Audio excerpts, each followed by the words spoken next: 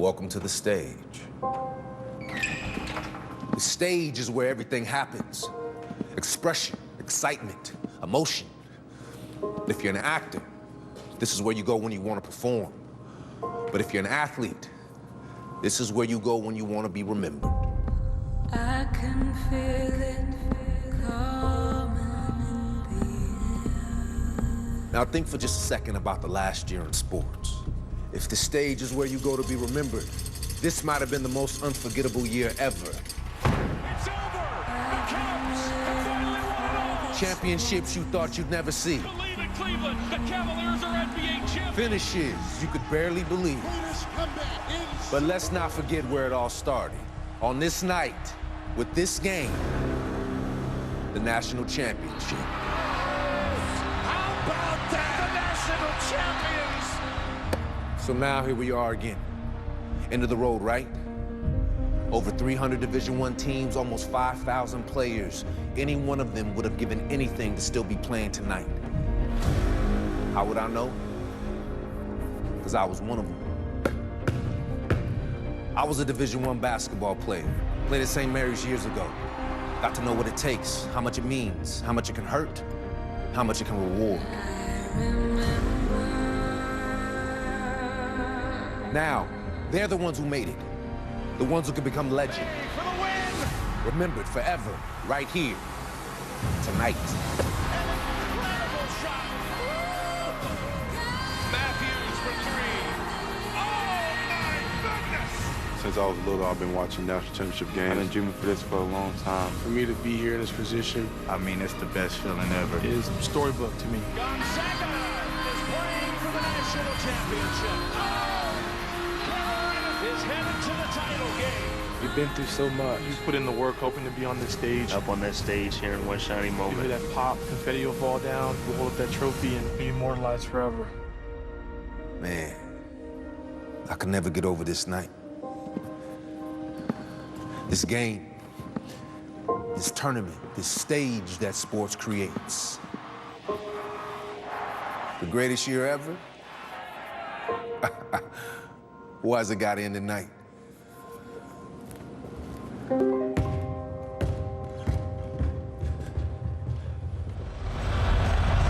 It is a fabulous night to be in the Phoenix area. Championship night and over 70,000 inside for this matchup that will decide it all. The 67th game of this tournament, and here come the Gonzaga Bulldogs.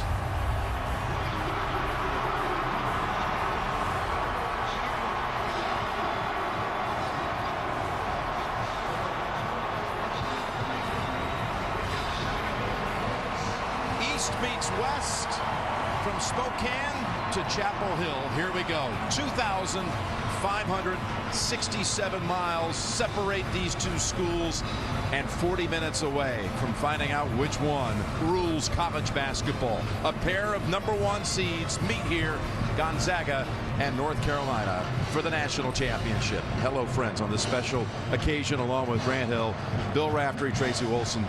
I'm Jim Nance. Guys, I don't know. It doesn't get much better than this right now. And Jim, in my humble opinion, this is the greatest stage in all of sports. I think we got the two best teams all season here in the finals. We have some size, some bump. We have a strange beard. And we got two teams that love to go up and down. I'm looking forward to this one. Well, I want to talk about that size you alluded to first and start with Gonzaga. They have a pair of 7-footers who can really play, Grant. Jim, yes, they can. It starts with that man, Karnowski, so big, but yet so skilled, light on his feet, a great passer. He leads the way. Tremendous touch inside. He got a little lift there for you, Raph. But the luxury that Mark Few has, Zach Collins, he's just a freshman. He doesn't play like a freshman. And those numbers, the first player off the bench in the Final Four to have those type of numbers, he's got to be effective against the size of North Carolina. But are the Zags healthy? That's a big question, because in Saturday's win against South Carolina, they had a couple of scary moments. First, it was Shimmick Karnowski hitting the floor. He got poked in the eye, scratched his eye, had blurred vision throughout the rest of the game. And then, of course, there was the rolled ankle for Nigel Williams-Goss. Plus, Now you'll see had a floor burn on his shooting hand going after that loose ball. Tracy Wolfson just a moment ago met with Mark Few about the injuries. Coach, you had a few injuries coming out of Saturday's game. Shemek got poked in the eye, and Nigel with a tweaked ankle, and then that nasty floor burn on his hand. Can you give us an update on how they're doing going into this one? They're all good. They're all good. Probably the lasting thing that stuck around the most is that little floor burn on Nigel's shooting hand. But he shot it well today in shoot around, and he's fine. The ankle's fine, and Shem's eye's great. Well, we wish you the best of luck. Thank you. All right, Tracy, while we were backstage moments ago, North Carolina takes the national championship stage for the second consecutive year. And let's talk a little more about these Tar Heels with you, Rab, because you got a first-team All-America in Justin Jackson, and you got Kennedy Meeks, who has been a dominant force inside in this tournament. He has played great underneath, but you're right about Justin Jackson, too. We've got a shooter from Carolina who can make a deep shot. This kid is so talented with that floater. We saw some great releases the other night. He's got a middle game. He can step out big time and knock him down. If he has a big game, watch out. And, of course, you alluded, he is not meek when it comes to attacking the tin. The big fella looms large, and he can bring it all. Send it in, big fella. Big question about the Tar Heels is Joel Berry again. He has rolled both of his ankles during this tournament. He is not anywhere close to 100%, or is he? Just a moment ago, Tracy had a chance to talk to Coach Roy Williams.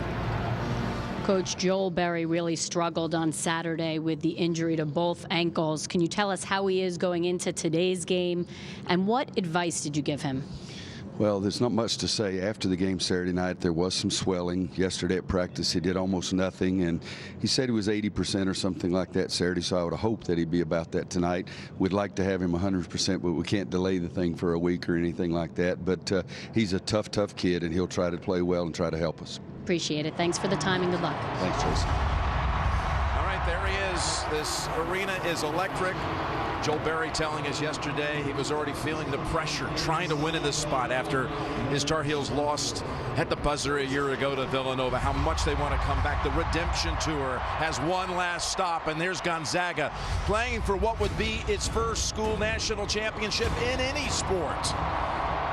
We're going to get things underway here in Glendale, and the national championship game is straight ahead on CBS.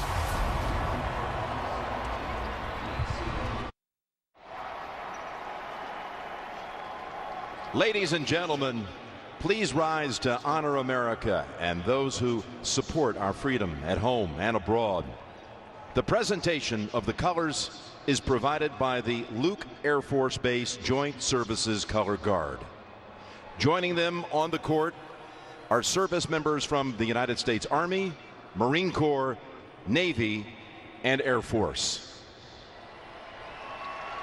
And now, please welcome Navy retired Petty Officer First Class Stephen Powell for the singing of our national anthem.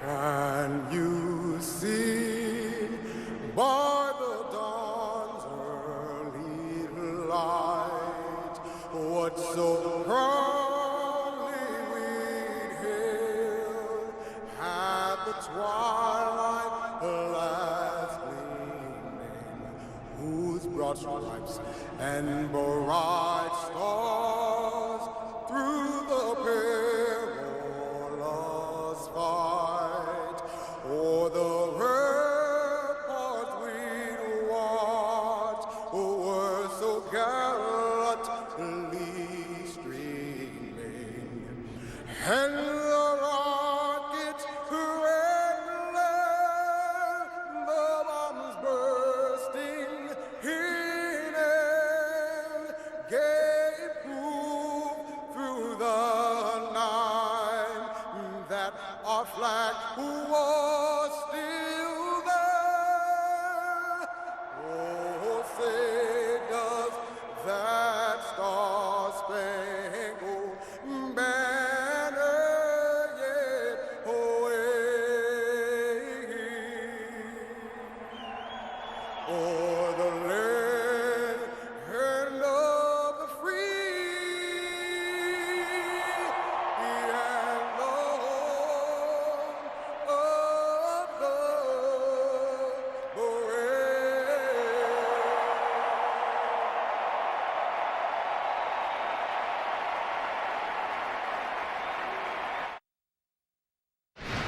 Tonight's game is being broadcast in Spanish. We're available using the SAP button on your television.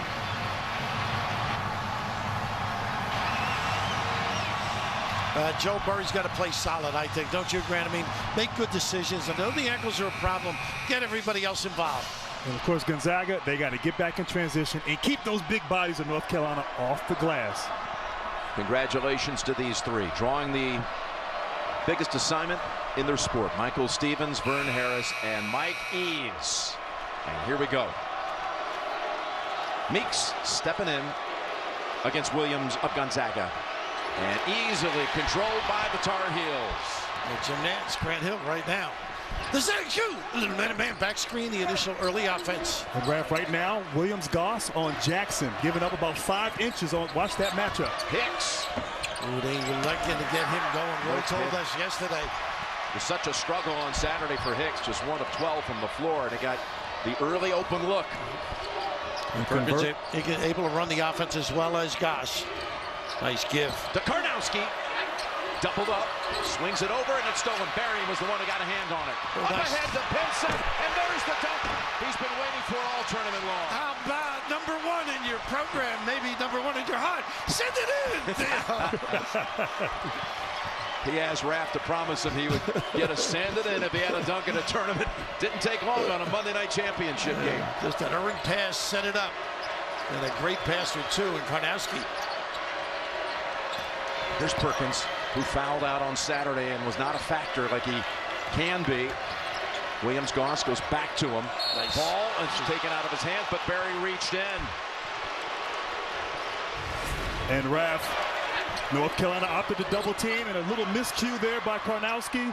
And your guy, Phil, getting out of transition. Roy Williams said he hasn't dunked it in forever. But at least a couple of months. A couple of months. We've seen him make some great passes, but the great read defensively. Set that baby up. And as we talked about, Gonzaga has to value the basketball. They can't turn it over. North Carolina, one of the best at converting turnovers to easy baskets. So Perkins gets to step in the act of shooting and put up 3 here after not scoring on Saturday against South Carolina. He's in the scoring column quickly in this one. Got 1 more. And Jim, that was the 3rd time in 4 games that he scored 3 points or less. So Perkins, maybe this will get him going here, getting some free throws. They need Barry to be solid now. Get everybody involved. They get a kick out. Stick that jumper.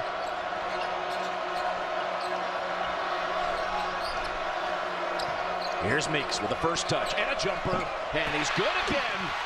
Was that out of fear that he stepped out? He can make that 12-footer though. He had all those baskets when he tied his career high 25 in the game against Oregon, but they were in the paint. Showing a little outside game tonight. Yeah. He does have a nice little touch. Good rotation. Nice hesitation. Fade away. Williams Goss. Should stay that saves it to Benson.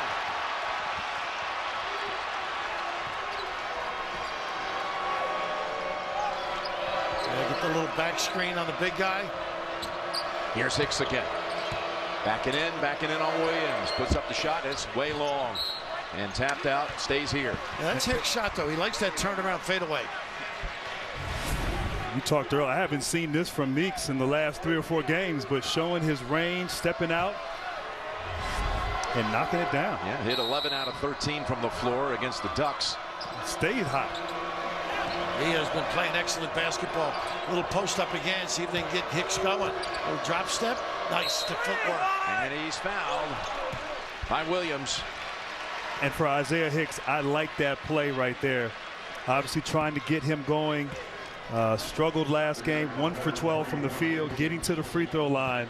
Isaiah Hicks has to play well here for these Tar Heels.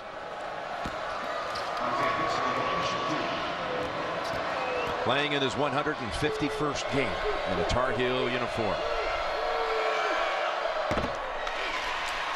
A champion is going to be crowned tonight, and right after the game, get your official championship gear, locker room tees, hats, and more at the official championship store of the NCAA, ncaa.com/shop. And fellas, you both say about Hicks, you just keep thinking one of these days he could break out and have a huge game. And the coaches feel the same way. I mean, he's a terrific performer, but he has been struggling.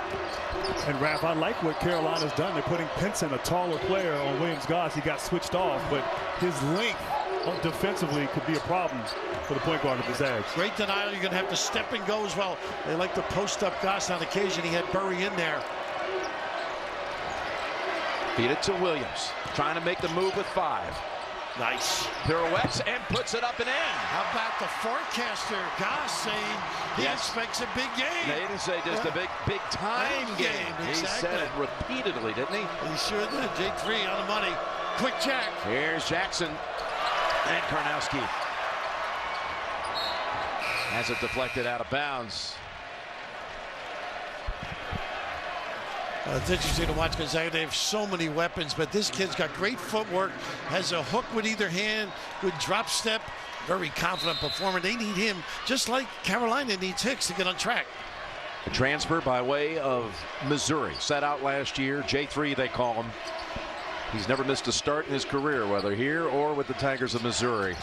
And look who's in the game right here, and they get right to him. Yep, quick touch and a denial, and a follow-up is also handled by the Heels defense and out of bounds off North Carolina. And that's that high-low. And Collins had great position, great pass by Karnowski, but Hicks kept his hands high, walled him up, was able to get that block. Can shoot it, and they know good closeout. Pinson. Perkins loads it up. 3, no. And that was off Karnowski, they say. I think he might have, yeah, I think that was off Carolina. They're going to change it. Well, they should change it. No, I guess not. Oh, they did. A good piece of officiating. Well, what do you think?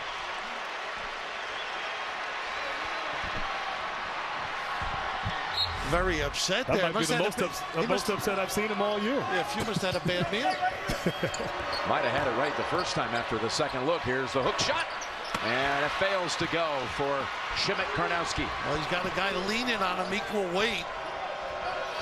Jackson. And I thought he rushed those last 2 jump shots. And Roy said that yesterday. Not on balance. Look at how deep this guy gets.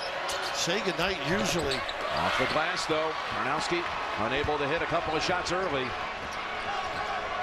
mismatch inside with Hicks if they go to it. Meeks, outside game, not this time. That could get a seat on the bench. Matthews pulls it away. Up ahead, Perkins. On the wing, open for 3, and yes. How about the give up by Goss? They shorten the floor by giving it up early.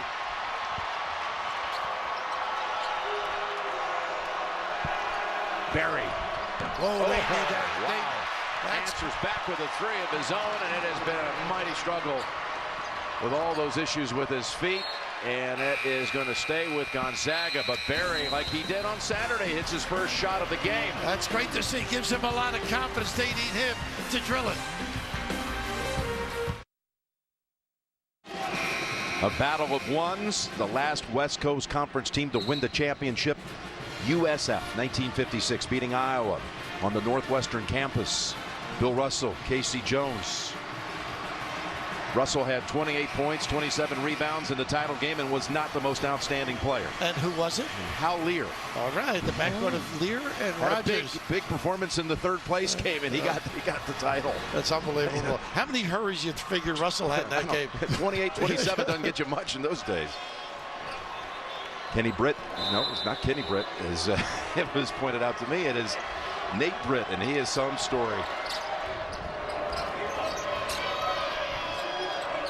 So Nate Britt is, we're going to dig into that a little bit more, but his brother in attendance here, Chris Jenkins. A lot of switching inside. And Collins had a mismatch. And missed Karnowski on Barry. Oh, he made it on the foul, too, by Nate Britt. And that's the problem for Carolina. The 2 smaller guards playing together, the ability to elevate and knock some shots down. This club shoots confidently. Matthews got a couple inches and a lot of confidence coming from Cal, able to knock it down. You just see the reach, the elevation, the plumb bob, and a little nylon. Number 4 to the line for a possible 4-point play, and that's the second time Carolina's fouled on a 3-point shot. That was to convert, and May in for the first time the most outstanding player of the South Regional, on the floor. Tilly on him, a little show, making post up, get a little addition to Meeks. I'd go to Meeks with Collins. He's got about 30 pounds or more. Here's Meeks. Collins, the freshman, trying to guard him. He fades away. Where are you going? And fouls on the Tar Heels. And Raph, you're right. You got to put him in the basket. Meeks going against Collins, not shooting a fadeaway, maybe a drop step there, but that right there, you're bailing out the defense. You want to put pressure on the defense. He gets a seat for it. I think Roy heard you. He might have heard me, exactly. Well, they bring in Tony Bradley, the 6'11" freshman from Florida. And he is a real good-looking prospect, but he's the duck in. They're not doing a good job. Williams goes. Pretty pass. Gave it up at the end. It was a little congested in there, and that's a travel call against Collins. Yeah, you're right. Too many bodies around to make that kind of little handoff. But he, as well as Karnowski, they're wide open for seconds. You got to acknowledge and dump it down on them.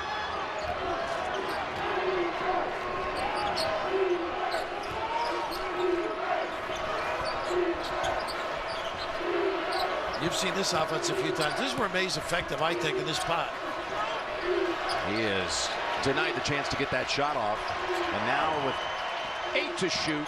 Bounce pass by Barry, leads to the basket by Bradley. And great pass. Bradley right there with the roll and finish. Hasn't played a lot of minutes the last 3 games, but expect him to play a lot here tonight. That's what you want from Barry. This is taking advantage of the mismatch size-wise. Nice look. He's a good post player. You snip a look. Collins with the acknowledgement. And again, as Carolina likes to do, they race to the other end. Barry high off the glass. Tapped around and saved by Williams-Goss at the other end. Watch the slapback early 3. Just got the assist a moment ago, and now, once again, advantage. At the size advantage, kicks it out Perkins. Gives it up to go low. Tilly comes in, puts up the hook. No, Collins out battles the Tar Heels for the basketball. And this mismatch is going to be difficult to contend with. Williams-Goss being very comfortable back in the men. And he's when they need a big goal all season long, he slips in there and dominates. What a cool kid to talk to, isn't he? Cool. He is first-team academic All-America. Here's Jackson getting on the board. And that's where he is so good. But I love him attacking the basket, not settling for that 3. And they switch now. Start Jackson on Goss. So watch this matchup. Matthews with Britt on him. Got the room to get the shot short. Bradley snares it for the Tar Heels. I think Jackson can do some damage here. Get some shots over Goss. Britt, good driver. Steps, huh? Oh, what a move by Britt. And Britt came in that semifinal game, had some great plays in the first half. A nice lift off the bench. Yeah, had a big spark to this Carolina team on Saturday. Well, they got an offensive foul on Collins, looking for a pick and pop. Just a little too quick with it. Collins first. And Jackson, one of the best at the game with that floater, that giant killer, getting to the rim and finishing with ease. And then Britt, once again, just off the dribble, nice little drop step and finish. I think Carolina has to do more of that. Get each other in movement and attacking the glass. That looked like you in the NBA, your 4 steps, by the way. Maybe 3. The big fella looming here. He didn't really shape that beard too well, did he? Just a brief rest for Shimmick. Away from the basket here defensively, and Henson throws it away. He saw Mark Few standing over there. Mark Few can't make a deep shot like that, though. This is really fun to watch, though. Both teams going up and down, looking for one another, taking advantage of early offense. And I love this pace. This pace right now is just fantastic. I think it works for both teams, getting up and down. It's their style, right? Yep. 11 baskets by 11 different players. A little size now and a little settled, but look at this kid. And Williams-Goss starting to get comfortable. He knows next time he can own him, put it on the deck. No inside presence right now. It's got to be a dribble drive. Britt. Great check out. Tilly pulls it down. This is where they're dangerous. Slap back 3, drag screen. Back to Karnowski. Comes in with it. Denied. Perkins gets to it first, puts it up, got it for three. That is why they're tough to play against. They all can drill the jumper, spread you, also can beat you with putting it on the deck. 7th Woods in the lineup for Coach Roy Williams, number 21. Nearly stolen by Perkins. Britt's open. Oh, it's an air ball. But May in the right spot. Karnowski says, get that out of here. That's that defense that's improved.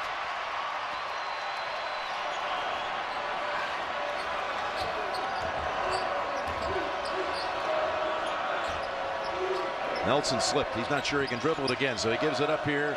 Karnowski, not where he wants to be right now, but 8 to shoot. Williams-Goss. Look at this kid. He really is smart, huh? Passed it at the last second to the 7-1 center, and it drew a foul on Britt. 7 different Tar Heels have scored, but in that last break, that last sequence since the under-16, Williams-Goss started to control things.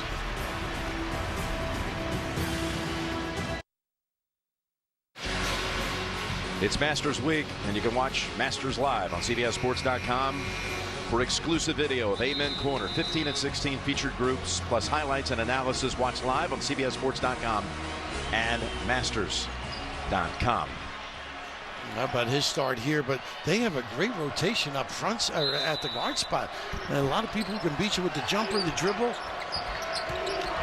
And tough to match. They are deeper with quality, I should say. Meeks is on the bench for Carolina, and that's Jackson blocking it from behind. And that's what I like, the length of a Jackson or a Pinson on Williams-Goss. He's so good in the paint in that mid-range area. He'll kill you on the smaller guards. Little zone look on the inbounds. Karnowski is such a load. Dwarfing hit. Now they get Bradley back on him. I think they got to get touches to him, though. Pick and pop is the guy. He's got some offensive skills. There he goes again. Way up in the air to put up that hook shot. He loves that left, but he does have a counter. Pretty effective, smooth delivery. Bulldogs' largest lead. It's interesting, Meeks has played 5 and he's set for 5 after taking a shot that took him out of favor for a while with his coach. And really got not attacking. They are stymied right now under 10. Bradley says, nobody here, I'll take it. And it's Williams, all Gonzaga underneath. And not a good offensive possession there for North Carolina. Unattractive. Wide open pick and pop. And a 3. Gonna ask for a better look.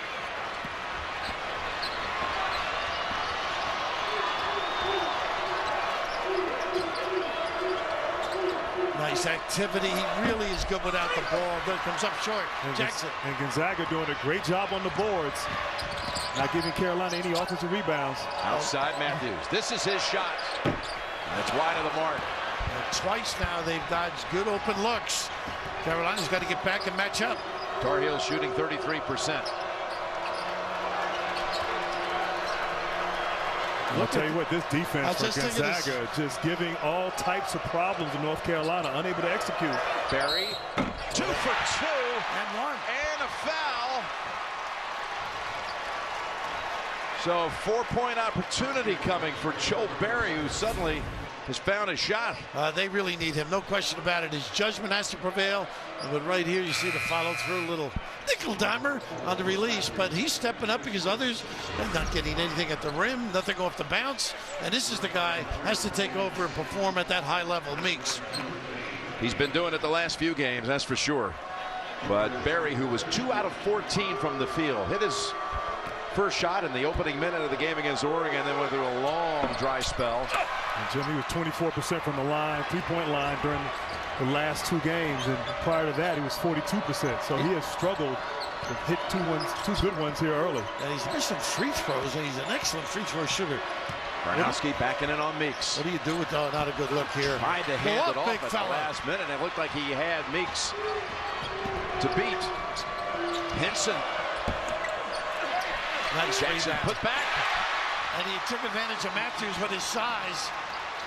I think that's where Jackson has to go. Get down on the low block.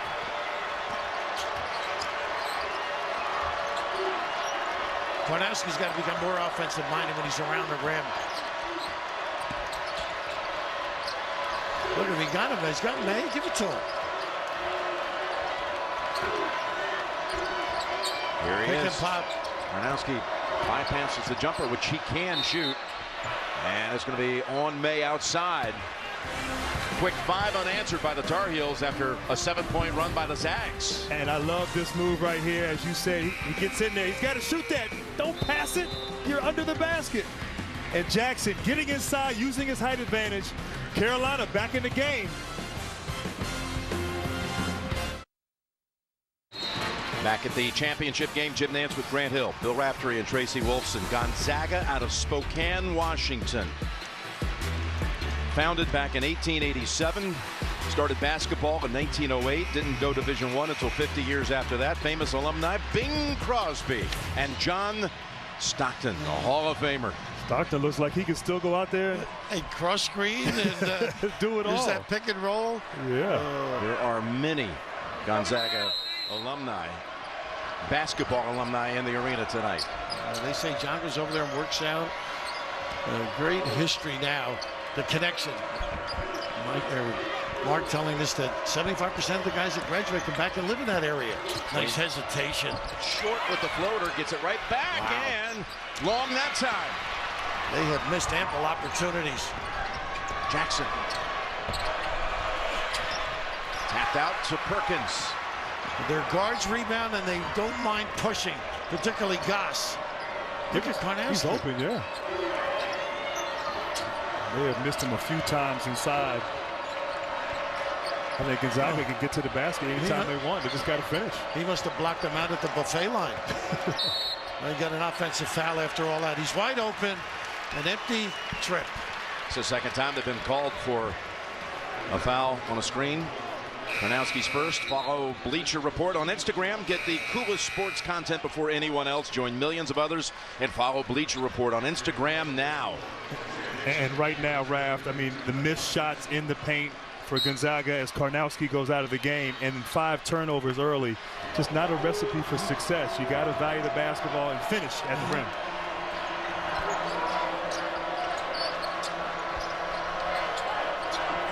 Laying off Collins, he can jam things up and help on this. Now what a tough shot.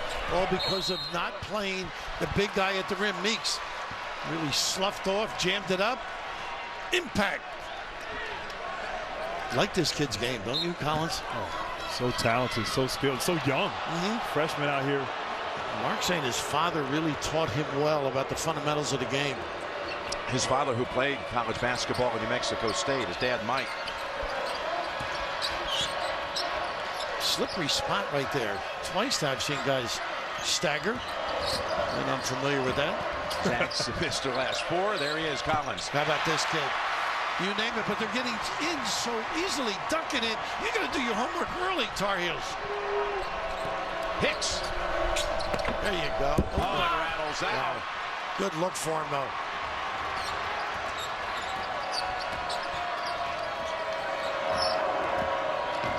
Perkins weaving through traffic, setting up Williams. Love his footwork. Look at this kid. Goes with the right hand, and it slides off the glass to Pinson. Spins away from Perkins. Carolina racing again as Pinson pulls the trigger on it, and Collins says, let's go to the other end. And Gonzaga doing a great job on the glass. No second chance opportunities for the Tar Heels. And Mark pulled the plug there once around the set. It's interesting, you're right. North Carolina letting Gonzaga just seal inside. You got to have some resistance defensively. He can make this shot. We've seen it. Look at his footwork. Tough shot, though. He is blocked. This happened a couple of times for him. That was Meeks. Went off the wrong foot. Barry, the player down. I think they've got Perkins, yeah. Nice screen by Hicks.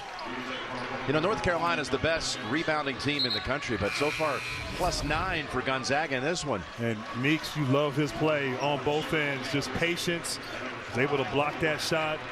Collins, I don't know, double pumped it there. I don't know what he was trying to do, but I think he was trying to set his nice lob. Easy. Jackson.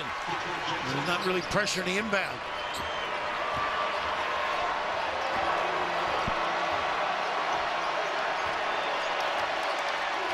You know, you pay for all those missed baskets. This team, Carolina's got to toughen up defensively. A little tighter on the wing, a little back cut.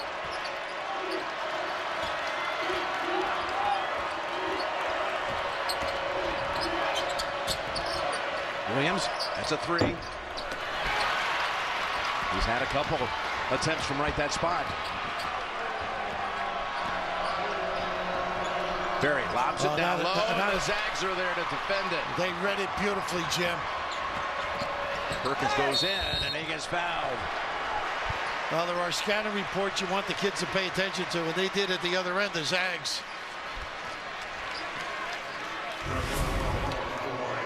And Perkins just attacking the basket in transition. 3 guys there, still managing to get to the rim and draw a foul, get to the free throw line. Perkins stepping up here in the finals.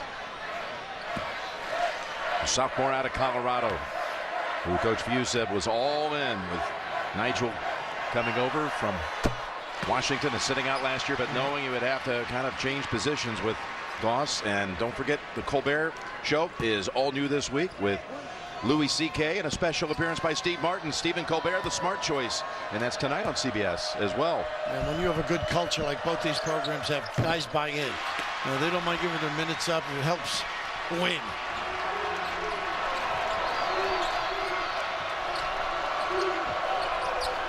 Got to keep Collins busy so they can do something attacking the rim. Tough shot. How about this kid? Well, Jackson. He had to be filled. He's 0 for 5 from 3 in this game. Perkins. He's the story at this point. Goss. And they keep leaving him, and Perkins keeps making them pay. And that's because Goss can rebound and push it with the best. Nice, fine. 13 of Gonzaga's 28 by Perkins. Bouncing, use your hook. Bradley. It's Jackson inside, and Collins takes it out of there. Then Hicks. Collins, I think, Jim. Whew. Josh Perkins, scoreless on Saturday, but not tonight. How about this kid? They find him, acknowledge it. A little nylon, Spokane, smiling.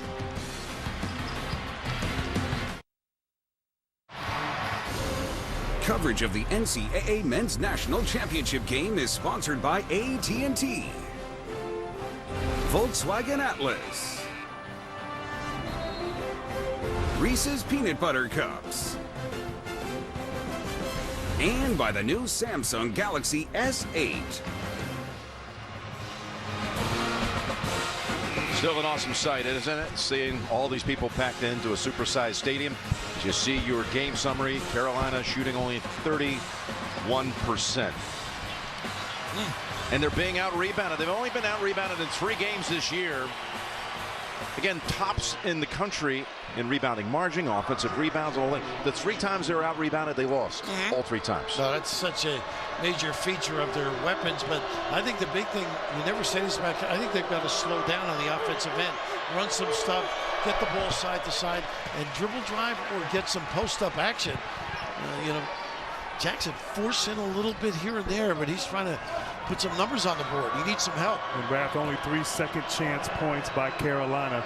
I agree. You got to slow down, run and execute your offense. Get some steals, too, maybe get out in transition where Carolina thrives. A push, but if you don't have it, right? Relax.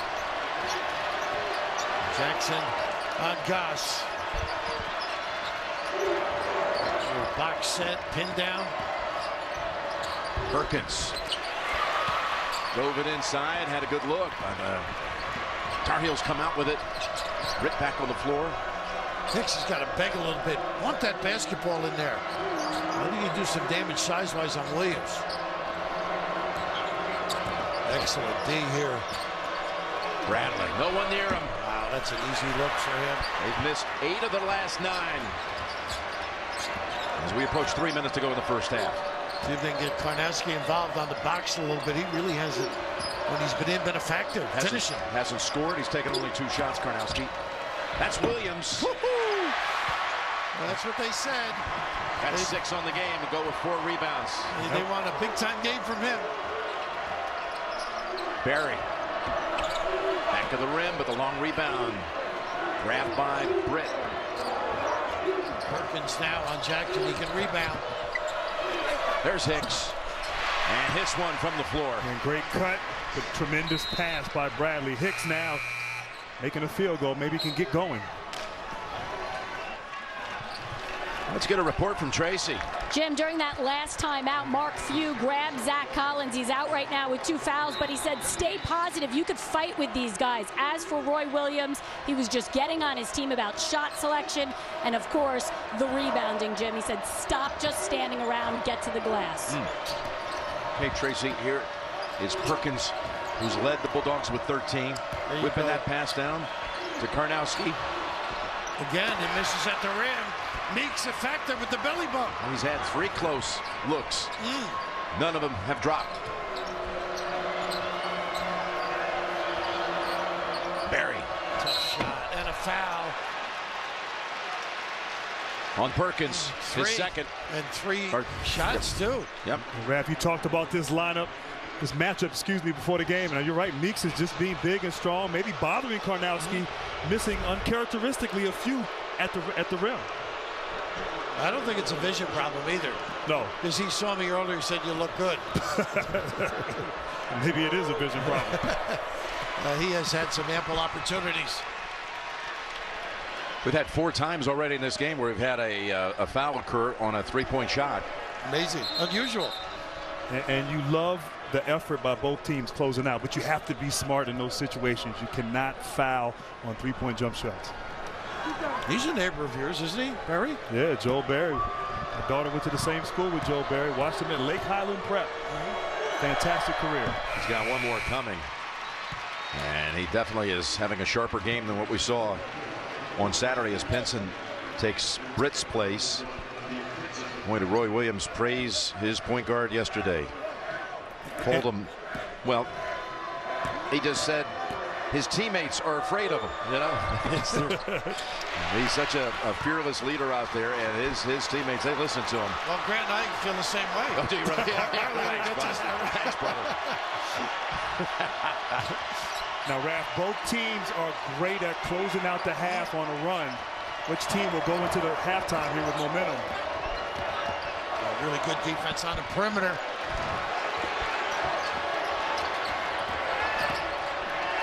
Oh, don't leave an open shooter. Nelson. And Goss finds him. Poised under fire. Nelson, a terrific outside shooter. Hit 2 out of 3 against the Ducks on Saturday. Jim, they overhelped. It wasn't needed. Seem to get Meeks going with a dump down now. He takes Karnowski to the other side. Meeks is reaching deep into the bag of tricks. He took him down to his pizzeria. 4 points for Meeks coming off that 25-point game. Now let's see if Karnowski wants to take it to him here. He does, and he's short. You know, I think he might be, in terms of the game itself, fatigue, doesn't have that same little lift. Not that he's going to be a high jumper, but Meeks doing a great job, and that's why you eat your dinner. I mean, how many times has Karnowski gone against a big guy like a Meeks? That's an absolutely great point. Nice lead. Meeks gets fouled by Karnowski, who has his second. Coming up on AT&T at the half, EJ, Greg, and the guys. All the first half and highlights and analysis coming up on AT&T at the half. So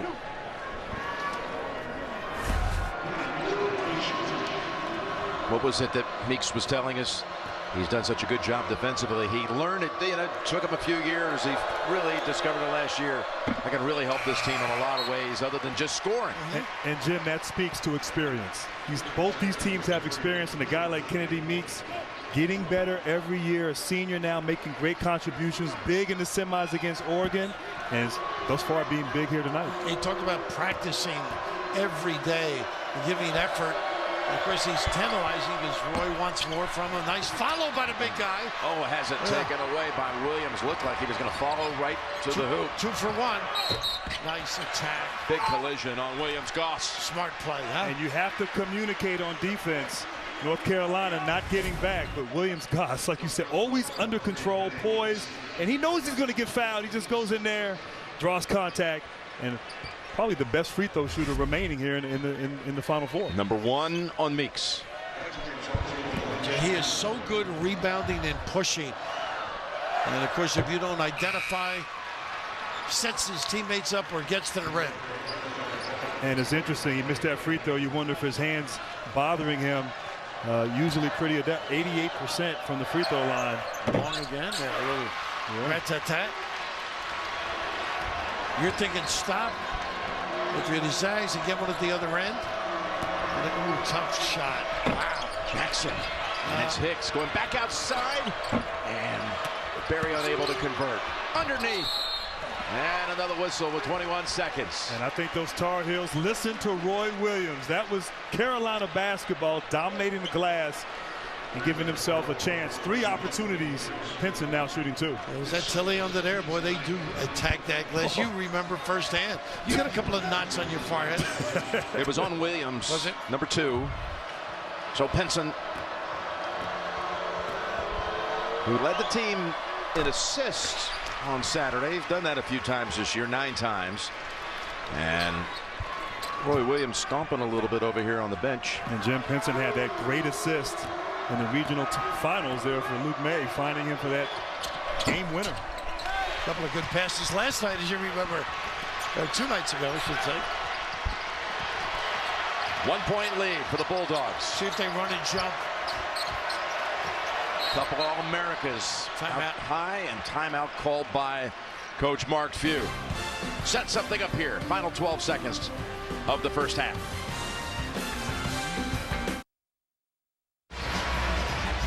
During the break, Roy Williams coaching Kennedy Meeks for the last time and sending a message. I told you not to eat that pepper tonight. Yeah, that hurt. Looked like it hurt his hand right there. Roy, they have a great relationship, but here we go. 7 seconds. Oh, not a good foul. Oh, goodness. Bradley. But Raph, that was a smart play by Williams. Gosh, you saw Bradley showing, and he kind of ran right into him, drawing the foul. You know Roy better than I do in terms of playing against him, but that run and jump, I mean, they are ready. Vintage Carolina basketball off the timeout. You've got to be prepared for a lot of looks. This young man at the line, he's done it every which way. On the court, off the court. All-America player, All-America in the classroom. Said he was going to talk to his teammates and say, it's our last time together as a group. Let's enjoy every single second of it. He said he was at peace. We've been calm all along. Did not show any nerves leading into this game. By the way, Meeks back in.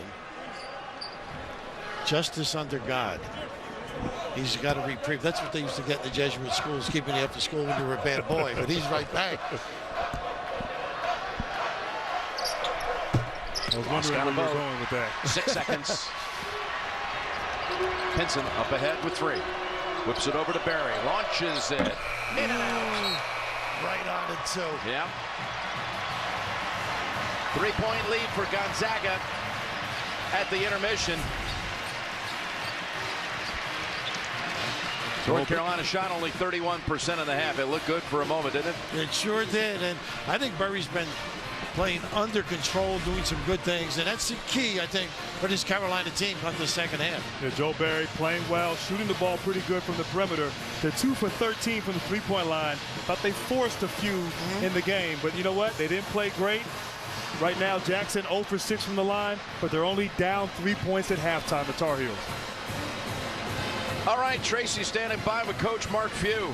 Thanks a lot, Coach. You said keeping them off the glass would be key. How have you been able to do that in the first half? Well, I mean, I thought for the first probably 8 to 10 minutes we did a nice job, and then we kind of got crushed there at the end. So, but we had to, again, we had some foul issues. We had to get our better rebounders out of there, and again, that's going to be a big key to us winning this thing. Perkins was able to hit from outside the arc, but how do you get Karnowski more involved in the second half? Well, he had some great shots now. I mean, he had probably 4 shots within 3 feet that he's throughout his career he's made. They just kind of rolled out. So we'll keep going to him and Zebo and J3, and it's kind of who we are. Thanks a lot, Jim. Yeah, they didn't fall for the big man in the first half, not once, but Perkins put up 13 to lead all scorers.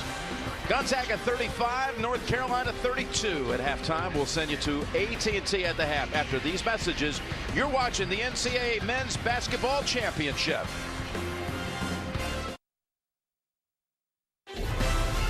AT&T at the half is presented by AT&T. 20 more minutes till they cut down the nets. Who's it going to be, Gonzaga or North Carolina?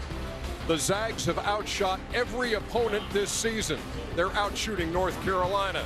The Tar Heels have only been out-rebounded 3 times. They're being out-rebounded barely tonight. It's Gonzaga, 35-32 at halftime. It's AT&T at the half. Ernie Johnson, Clark Kellogg, Kenny the Jet Smith, and Charles Barkley. This has been something to see, and I think both teams could look and say, hey, we can make some shots.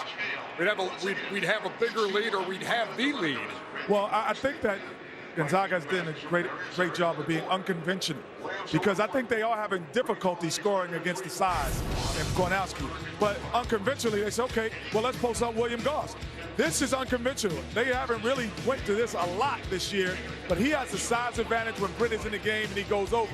Same thing with Williams. They say, run him off the three-point line if you're North Carolina. Good job. But then he's able to unconventionally dribble 4 or 5 times and score. But if you're North Carolina, you're just saying, I got to hit open shots. You're wide open for 3, you shoot an air ball. It's just you're not hitting shots. These are shots that you would say, I want all of these. The ball movement, the body movement. You have everyone moving the basketball, and now you have Gonzaga on their heels, and you swing it once, freeze it.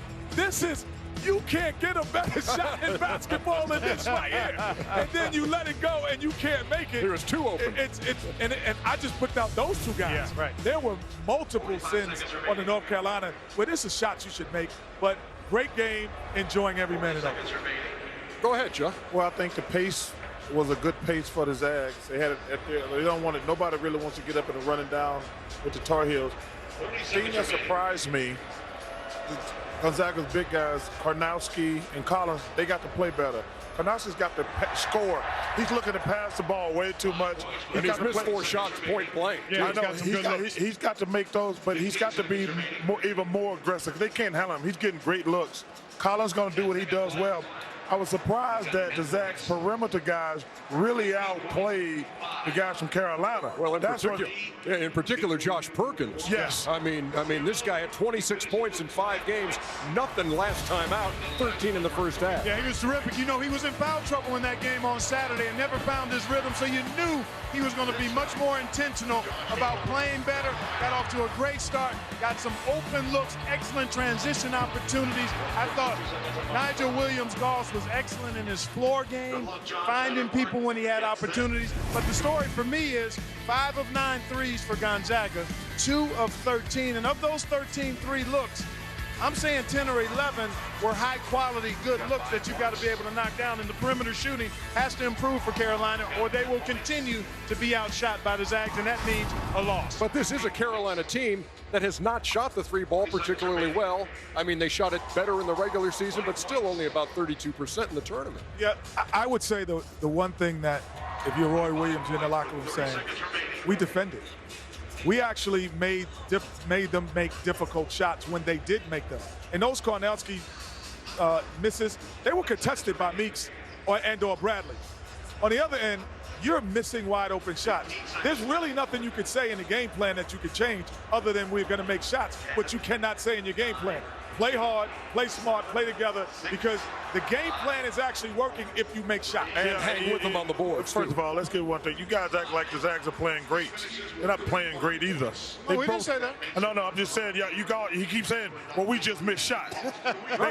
No. First of all, y'all can't shoot other than Jackson. The reason y'all win games. Well, Jackson's 3 for 10. If he shoots better, then you're winning the game. No, but I'm saying the reason y'all win all them games because y'all be bullying people down on the box, getting all those offensive rebounds.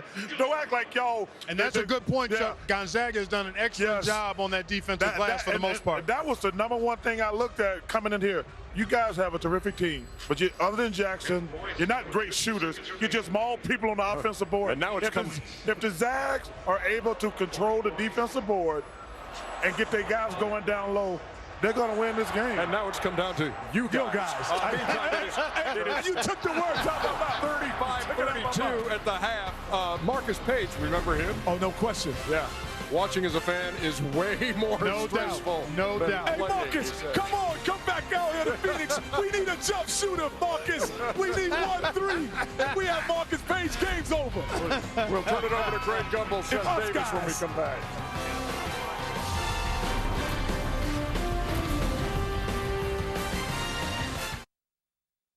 This telecast is copyrighted by the NCAA for their private use of our audience. Any other use of this telecast or any picture, description, or accounts of the game without the NCAA's consent is prohibited.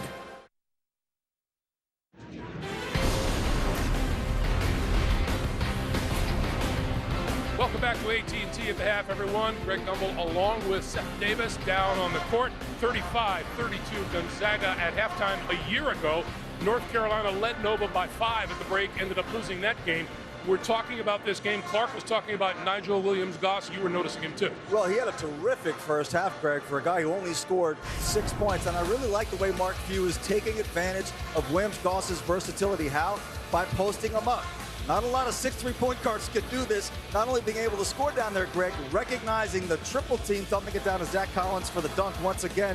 Look at where Williams-Goss starts here. He recognizes he has Nate Britt on his back, waiting for the double team to come. It doesn't come. He's able to make the bucket. So he only had 6 points, but he had 5 assists to 0 turnovers, and he's also playing great defense on Justin Jackson. When I saw that matchup at the start of the game, I said, well, that's going to be a problem because Williams-Goss is going to get into foul trouble. Guess what? He is not in foul trouble, and that's a great thing for the Zags to take into the second half. Anytime anybody talks about Carolina, the first thing that comes up is how they are. You asked them in the hallway, you go, these guys are really big. You're talking about Gonzaga's defense down low. You know what? They're really big too. Yeah. Shemek Karnowski is a mountain of a man, and it's been interesting to watch them corral, in particular, Kennedy Meeks. Of course, he was the hero of that win over Oregon with 25 points. And now, in this case, he's being guarded by Zach Collins. He's not used to having a 7-footer, having to score oversized. And then Gonzaga's doing a terrific job on the defensive glass as well. That's part of their defense in the paint as well. You see the size inside once again. Luke May, in that case, having a tough time scoring oversized. North Carolina was able to make that run at the end of the first half. Why? Because Shemek Karnowski and Zach Collins both had 2 fouls, and Mark Few had to take them out of the game. For most of the first half, they were able to avoid that foul trouble. Remember, against South Carolina, Mark Few had to manage that. If Collins and Karnowski can avoid getting that key 3rd foul in the first 6 or 7 minutes of the second half, I say Gonzaga wins. Now, you and I were talking about Carolina and how they looked in their semifinal win on Saturday. They didn't look very good, but they still ended up winning the game. How do they look tonight comparatively? If I'm Roy Williams, I'm looking at one man in my locker room, and that's Justin Jackson. 0 for 6 from 3-point range in that first half. 3 for 10 overall, only 6 points. He's got to be the best player in this game. I think he's got to score 14, maybe 16 points in the second half, because they're not going to be able to do it in the post with Kennedy Meeks. They're not going to be able to do it on the offensive glass. Absent foul trouble against Gonzaga's bigs, North Carolina's ticket to the championship goes through Justin Jackson's offense. All right, Seth, 20 minutes to go to decide a champion. We thank you for watching AT&T at the half, the second half of Gonzaga, North Carolina, coming right up after this.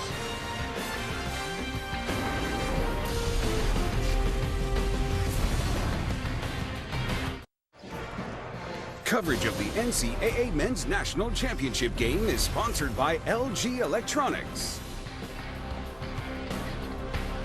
Lexus, IBM,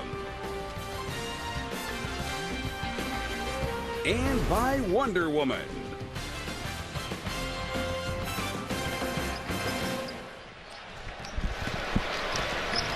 Here's a look at the Northwestern Mutual first half stats. Anything jump out at you there? Field goal percentage. Carolina averages 47% during the year. They are struggling. Of course, Gonzaga out-rebounding North Carolina. But that guy, Jim, Josh Perkins, made room for Williams-Goss this year, and that sacrifice has paid off. He's been aggressive, 13 points and 3 3-pointers in the first half. And let's experience the Intel 360 replay technology. Well, the ability not getting back and not talking. You take the nearest open man. Burry gets lost. Grant had mentioned he got lost a few times. And the one thing Goss does. He rebounds, pushes it up. Look for some nickel-dime calls now because of the hand checking on Goss. The stars for North Carolina, they didn't put up the kind of performances you might have expected. Not so far. And let's hear from Tracy. Coach, you've told us all tournament long you just need to get the ball in the basket. How do you create more offense in the second half? We got to move more effectively. You got to use our brain and our heart both. Their defense is good, but we didn't move very well. We settled for shots that they wanted us to take instead of the ones that we wanted to take. What do you need to see in the second half? A ball going to basket. Thanks. Gets back to what you were saying, Raph. They just didn't shoot the ball very well. They did. And a big thing, I think they got to go inside right away. They've got foul problems. Gonzaga powered in. What do you think? And I think Josh Jackson, he has struggled 3 for 10. Sometimes you want it too much. Calm down, relax, let the game come to you, and be more efficient with the shot selection.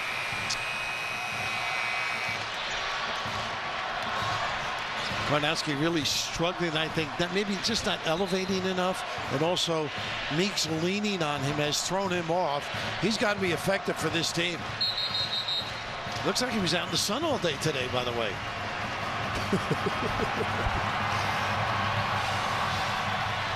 Well, Karnowski didn't hit a shot on that first half, but seemed like there could have been even more opportunities to get the ball down low to him.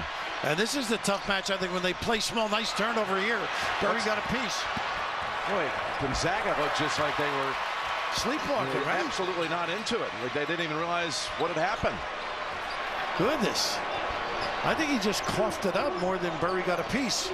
They were just standing still. Dropping it down, trying to get it Karnowski, and it's defended. And 2 turnovers in a row. Careless plays by the Zags. And nice denial by Meeks. He's played great day. One. And that's what he's got to do more of. And it's always interesting to see how a team comes out from the halftime. Carolina, their energy and their body language definitely playing a little harder early on here in these first 2 possessions. Foul was on Williams-Goss. And that was his first. And game is tied. Coach Roy Roy Williams for his 3rd national championship tonight. How about that? He was a pretty good teacher, didn't he? Yes, he did. A hero and teacher. That's his line. Well, he does get emotional when he talks about Dean. Okay, Carolina's taking the lead. They got a little nickel dimer on the cut. JJ on Matthews. And that's that step and go. You've got to make these wings pay on their over-the-top denial. First foul on Jackson. And you just see the hold here on this cut.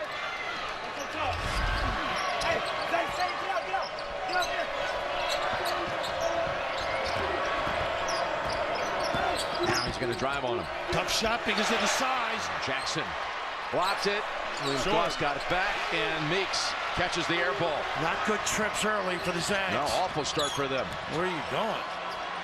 Jackson steps over to get free. Well, they got to push on Williams right there, trying to block out Meeks. We got it. Takes more than Williams to block that guy out. We talk about the length of Jackson, and defensively, Williams-Goss not going to be able to make that shot. Jackson too long, great anticipation. Maybe a ball fake by Williams-Goss to get Jackson off the ground. Collins comes in. Remember, he had 2 fouls in the first half. Williams sits with 3. I think Carolina needs to continue to go inside and get their bigs for the Gonzaga in foul trouble, attacking them. Collins with a show, and a little late. Karnowski. Hicks. Wow. Way off the mark with that. They got Collins. Number 3 on him. Got the inside position, and you always talk about the offensive rebounding of Carolina. And the thing about it, Hicks took a bad shot, but he knows that Meeks is on the weak side as Williams-Goss is trying to block him out. And Meeks knows one of the best offensive rebounders in all of college basketball, and a third foul on Collins. Well, you must be related to Hicks. I thought he was just a tough shot because of the D.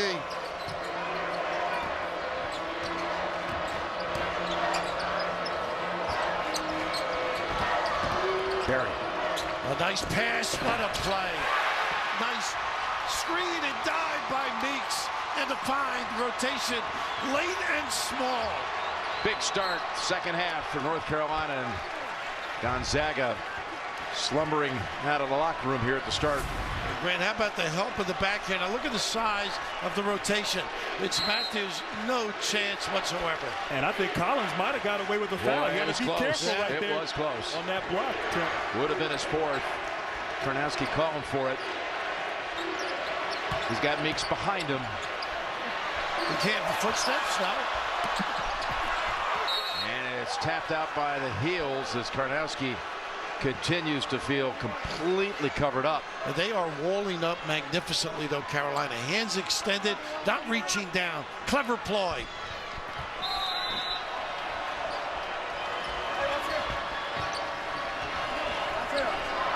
Putting size on Goss, pretty effective. There's Goss. Sees an opening. And he's missed now several shots in the lane that he usually makes. Good poise by Berry. Two-pointer. Waits for the bigs to get to the rim. And he's moving so well. Looks as though that ankle not bothering him. Getting out in transition for the mid-range. First 8 points of the half to the heels. Zag's got to be careful. This is a big possession for them, I think. Matthews falling back and a foul. Oh. It goes to North Carolina. And Joe Barry, like I said, just getting out in transition, constantly probing, seeing what's there, surveying the landscape, and knocking down the jump shot. Mark Few has seen enough. His team takes a big blow here to start the second half. Jimmy, game can't be won in the first couple of minutes, but it can be lost in the first couple of minutes of the second half. Just not in the game, not involved. Great denial in the low box area and getting some opportunities. And Rap, you said it best. North Carolina came out here and really clamped down on defense. And Mark Few not envisioning this kind of start. 0 for 5, 2 turnovers and 3 fouls. Not what you want to do in a championship game. Well, here's Matthews trying to change the tide. Good foul, though. He steals it, and Hicks fouls him. So, much like the way this second half began. How about that? On the other end, Gonzaga trying to make something happen. That first trip by the Zags to start the second half set that pace the first 3 minutes of the half.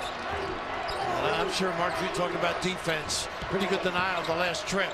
Been a 17-5 stretch going back to the first half. Nice high-low here. That's what they got to use the big guys when they're in the game. And Collins is fouled.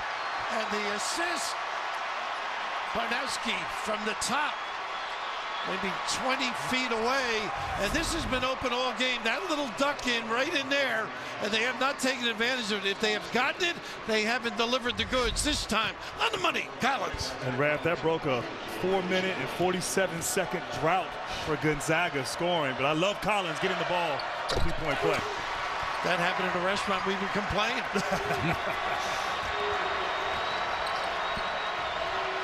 Once again, inside, Carolina's been effective.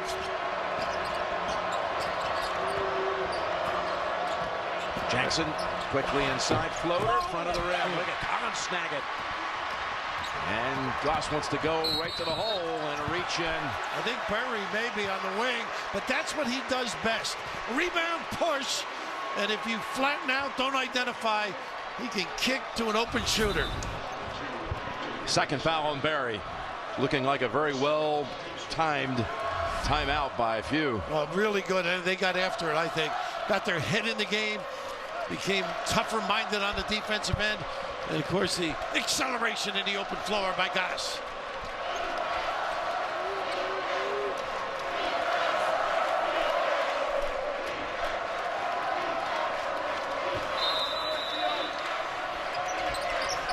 Perkins feeds it to the corner to Matthews. Oh. And he puts Gonzaga back in front with the three. And Raph, you know he loves that corner three as his mother celebrates in the crowd. The big thing, they take advantage of the size mismatch. He could elevate on Berry. That's what they've got to exploit, and they do on occasion. It's interesting now, Gonzaga has really ramped up their defense now. Tough shot. Berry. Tough shot. That's not a good one. They go the other way on Jackson. Yeah, look at Goss boxing him out. And Jimmy, watch this one at the other end. Look at the size. Look who's covered here. It's Burry, and you know as a shooter, Grant, you've got that opportunity, plenty of time, distance, and the ability to deliver. Jordan Matthews, a graduate transfer by way of Cal. He was in the tournament. What a difference a year makes. His team lost to Hawaii in the first round last year, and now he's playing for the championship. Foul against the Bulldogs. Collins. Number 4. Didn't have to do it. Huge foul. Walk the guy up, let the ball go to the corner. 2 of his 4 fouls have been picked up at the offensive end. Zags regain the lead by 1. Watching the big dance calls for big refreshment, so grab a delicious ice-cold Coca-Cola and enjoy the game. Coca-Cola tastes the feeling.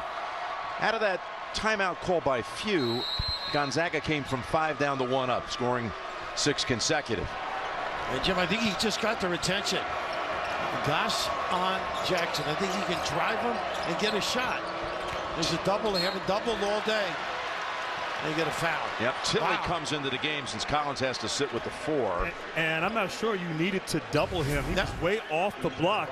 Maybe double on the dribble, but Tilly came and used his body and drew the foul there. They call it on Karnowski, and you're hearing the Gonzaga fans reacting to that. They thought it was on Tilly also. So number 3 on him, 3 on Williams, 3 on Karnowski, 4 on Collins. And Carolina got to go back inside. Yeah, go inside, no question.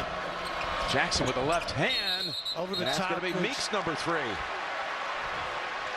Got to relax a little bit. Guys are doing things they're unaccustomed to doing now.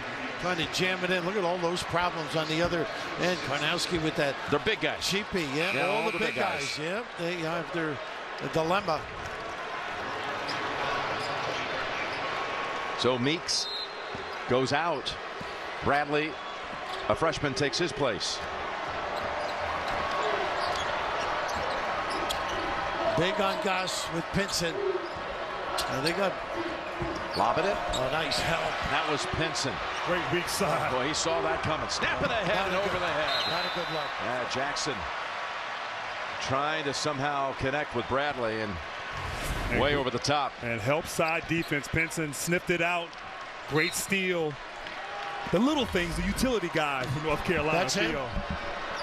Your guy. Nice kid, Pleasant. That prevents him. Karnowski's got to get in low and do some damage. He's on the floor, take advantage of him. I don't think Bradley could body him up. Tough Goss, shot. he's blocked. Pinson takes it out of traffic. Jackson wants baseline, snaps it back out to Barry, the only one to hit threes for Carolina. Pinson. Boy, they have missed as a team now. The last 10 from behind the line. And they haven't been attractive. Tilly, floater. Good hands by Tilly, though. Look at this. I love it. Tilly on what the floor. Karnowski at last. And that was hard effort by Tilly that made it happen. And a foul. But his dad emotional. Tilly with a little chilly effort here. And how about this? Karnowski with the dive. That's a playground move. That doesn't happen in Warsaw. How about Killian Tilly, though? 6'10 freshman from France who hit the 2 knockout free throws in the closing seconds against South Carolina. And Karnowski, front of the rim.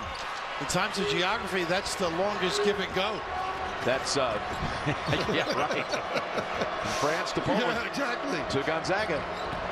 That was the 3rd foul on Hicks, so now you got both Meeks and Hicks. And Tilly's going to pick up one here.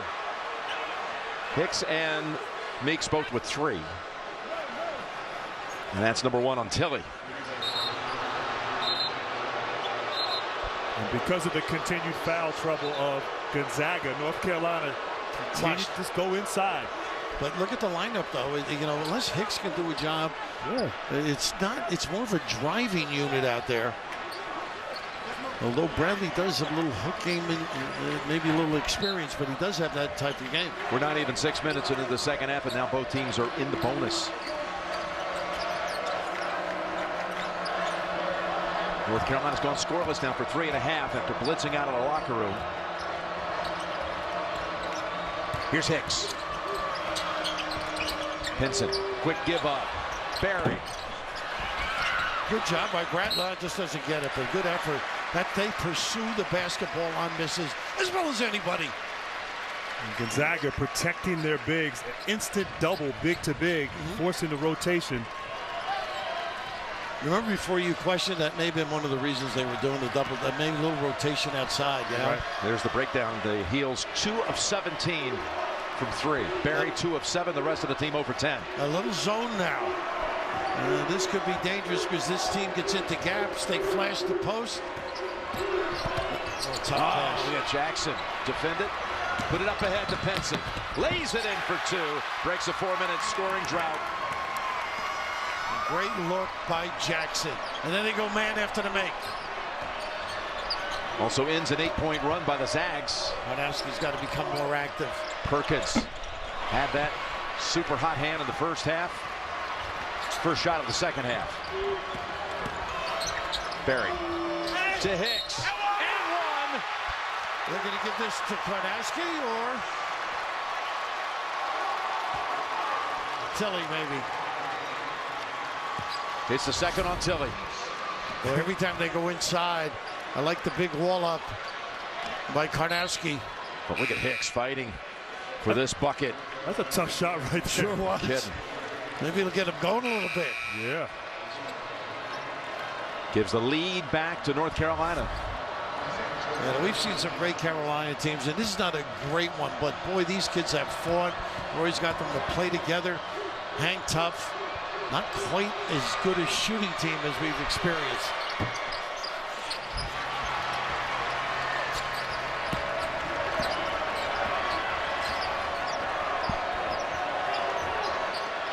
.24, maybe the best passer on the floor. That's Karnowski. We get him a touch inside.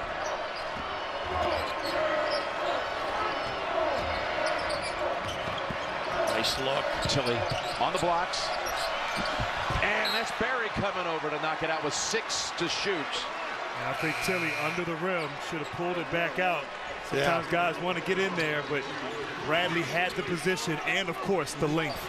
Luke May comes in. We've seen only 7 minutes of action tonight. Yeah, keep the ball out of the guard's hands if you can and force them to make decisions with bigs, as they do here. Now with 4 to shoot. Karnowski has to put it up. Wow, grab on it. 2 shots. Jackson almost stripped him of it, and then it was a call on May, his 3rd.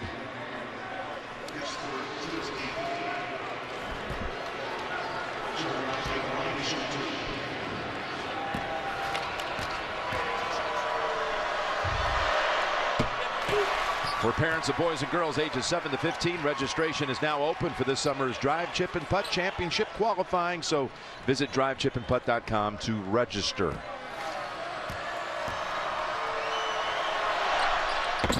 Got a boat.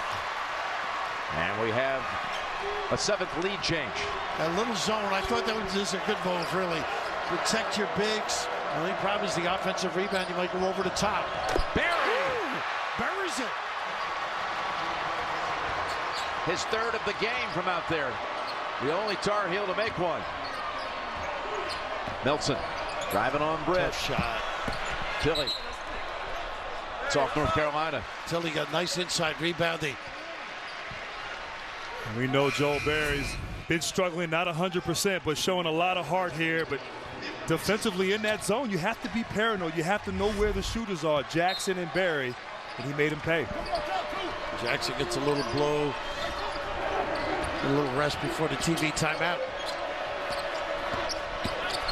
Williams-Goss. They got a foul on the drive. I think Pinson. Boy, Carolina fans wanted to walk. It is on Pinson. Roy's really upset. A lot of whistles. I think both coaches concerned. They're going to run out of players here. Nice hesitation. Little blow by, little cup. Boy, he did walk, didn't he? Yeah. But I do think right now both teams have to be aware that the refs are calling it close. You can't reach. Can't be any indecision. Be smart, which is easier said than done. In some cases, it's too late, though. Right? Guys have foul problems, but you're right. It'll be a 1-and-1.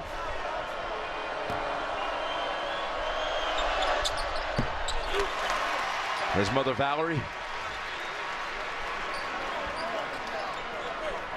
Yeah, we meet a lot of kids. This kid jumps out at you, doesn't he? Classy. Graduated in 3.5 years. Count. Only one of two.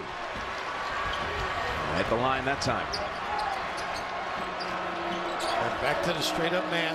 Back screen to get Bradley to the box.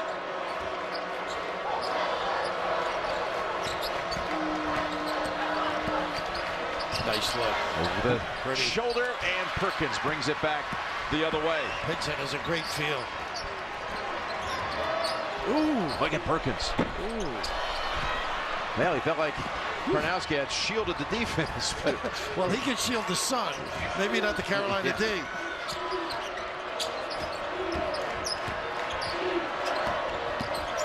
Oh, he's walking.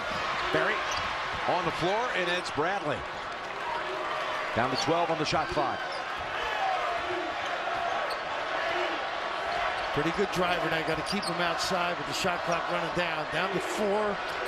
Here's Pinson. Race for the ball. Karnowski secures it. They've got Bradley down on the floor, late to get back. So chance here. Melson, 3. Karnowski just stayed in the back, too.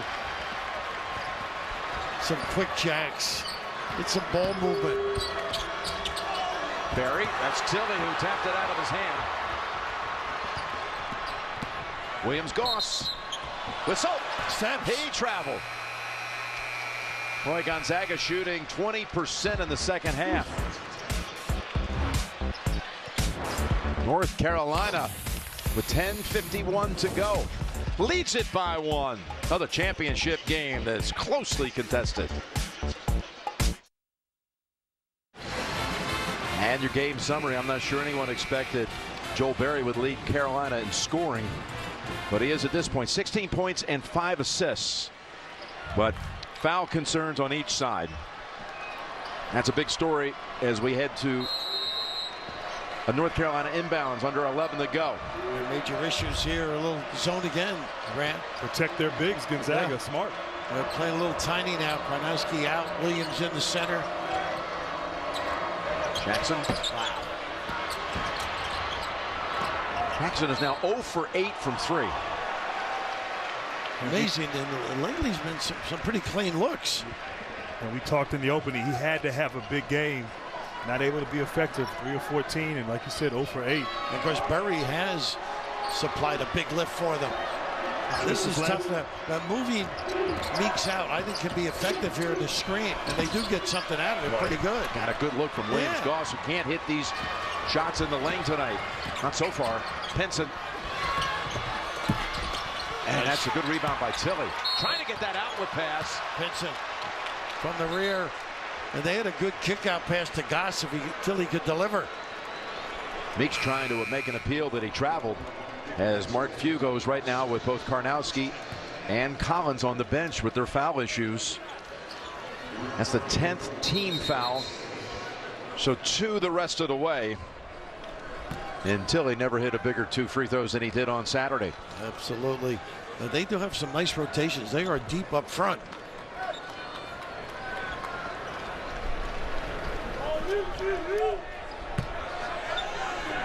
All these whistles in the second half made it very choppy. 10 minutes of action so far. And I think players are tentative because of that. Tonight, James Corden gets in on the madness. Don't miss a special late show. James welcomes Steph Curry, Chris Paul, Steve Nash. It's all new tonight on CBS. He knows basketball players. You haven't been invited, have you? I have, but those are 3 good point guards right there. A little karaoke maybe with you one of these days. Tilly's second one ties it. And May sitting out right now. And back to the man. I like to go inside the Meeks. He has a smaller Williams on him. I agree with you. Size. He's got him. Give it to him. He wants that to a little reach in from the rear. Williams, number 4. Goodness. And Jim, you made a great point. I mean, I think all these calls is really taking the flow and rhythm. Either team can really get going as Karnowski comes back in, and he has 3 fouls himself. And you got to yo-yo players consistently coming down the stretch now. Survival of the fittest, and coming in, I just thought Gonzaga had a deeper bench. talking about 4 people outside the perimeter, 4 people up. It's in danger of getting thin here in a hurry. We're not careful. So Williams just can't stay in a flow because of the fouls. Out with 4. Collins stays out with 4. Karnowski on the floor with 3. Meeks could be a major factor.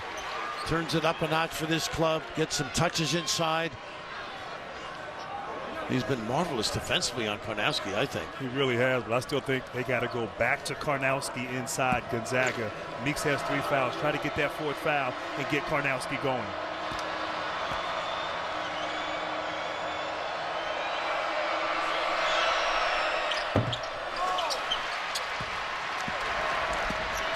Run the offense now. You got Jackson on you with your Goss. Keep yourself busy. And I agree with cross screen action. Yeah, that's what they got to do. And they get the bump on Meeks.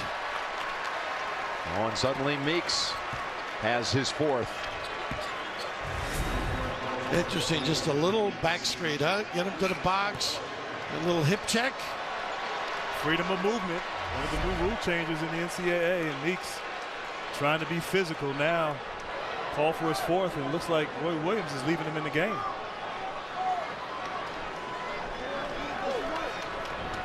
Two free throws coming for Karnowski. I think Bradley might be coming in for him. A little blow for the big guys. They got a little blood on the uniform too. Meeks asking, how do I play defense is what they're saying. Blood on the left forearm of Theo Pinson.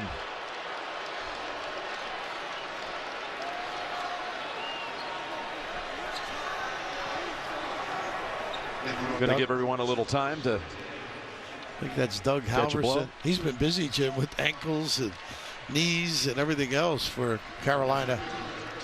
Ultimately, Pinson out, and Karnowski to shoot 2. Out all of last year after back surgery. And unfortunately, this is the story, Jim. Foul situation, a major issue for both sides. Which one's more dire when you look at that? I think Gonzaga, to be honest with you. When Collins with the 4, I mean, Karnowski is a little bit off his game. Not that he elevates, but just can't exert himself as well as we've seen him. Haven't had a bucket from either side in over 3 minutes. There's Barry. How about Beautiful that? shot. How about that play? How about that? Point guard. A little 5'11". Dominance. Go inside. He can overpower now. Oh my They got goodness. the shot he wanted. He always makes that. It's unbelievable. It's in his head right now for Karnowski. See, this is where I just think once in a while, a good run, they're going the other way. Which way they going? They're going the other way. But see, that's when Joe Burry's got to run, bring it out, fan dribble, get his team involved. And here's that little post up. Yeah, nice little jump hook right there. I'm impressed, Joe Barry. Who needs Meeks in here? And that's the one he normally rings the bell with. That call was against Bradley, his 2nd. So Karnowski's right back to the line again. This is where you show fatigue too. You're not bending your legs. You're not following through. Shoots under 60. And his dad having traveled all the way from Turin, Poland. Oh, painful. Over 5,000 miles away. Shimmick, the only child. And he gets them both. Engaging guy as well.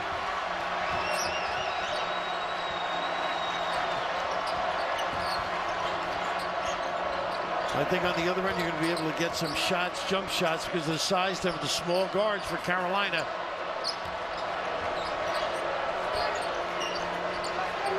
Barry looking for options here with 8 to shoot.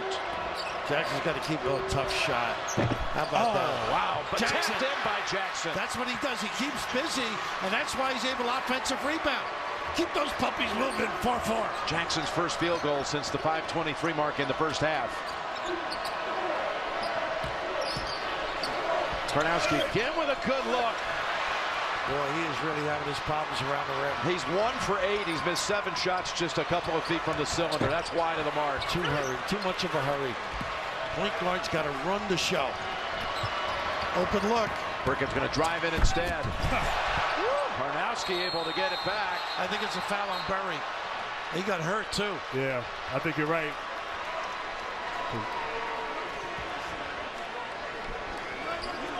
Maybe taking a shot in the face area. Pretty good defensive reaction. One on that block. Great reaction defensively. Barry, that man right there has had a tough couple of weeks. Oh, you're not kidding. Man. He has been banged around, and Karnowski really can't find any place to go. Well, that was close to a pretty good steal. I think that was a good steal. I think Barry reached in there and looked like Karnowski got him on the neck. And with the hip to the head. Yeah, I'm not sure about that call. Have you ever been hit by a Mack truck, fellas? Well, that's what it looks like. Or it feels like, right? Yeah, it looked like Barry might have got in there and, oh man. Wow. Andre the Giant with a takedown. Yeah, Barry had all ball on that right there from that angle. I said basketball wasn't physical.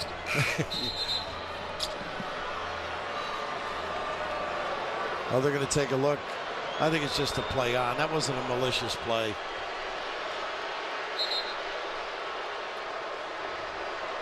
So a second half that has no rhythm to it at all. Gets slowed down again. And the fans are perplexed. Players are perplexed. I mean, that's just one of those, his head was in the way of his hand kind of deals. Without a doubt. Yeah. Two guys, competitors, going for a loose ball. But it's amazing, Jim, you talk about no rhythm. There's been 21 total fouls called this half. Just this half? Oh, just this half. Wow.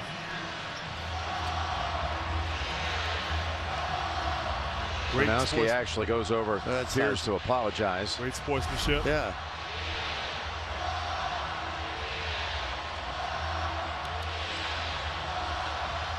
He's going to be going back to the line, where he's already had 7 attempts in this game. The winningest player by victories in Division I history is Shimmick Karnowski, 137 victories, but there's only one you really want. That's his last game. Yeah, exactly. I think let's just keep playing, fellas. He broke the record, by the way, of Shane Battier. Shane Battier, most another wins. Great winner. Karnowski 1 for 8 from the field, and other than that layup on that give and go, he's just not been effective. No rhythm. Usually, those are his shots. Close to the basket, great touch. Raph, you had a chance to hear about Mark Few reuniting all of the old staff members he's had in his 18 years as a head coach, plus his predecessor. Everybody. Of course, Dan Munson, unbelievable career he's had too. You know, at that school, went on to Minnesota, and they're going to. So they're coming over to explain it to us first.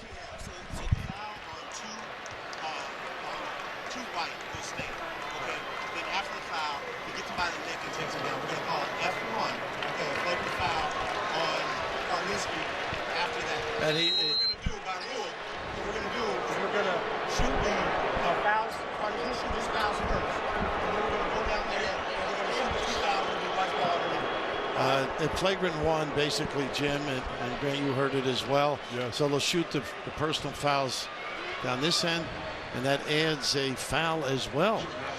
A flagrant one, as you said. And this is what a flagrant one is defined by, excessive contact. I think they should have just played on, to be honest with you. Karnowski gets his 4th, is what you're saying. Yeah, exactly.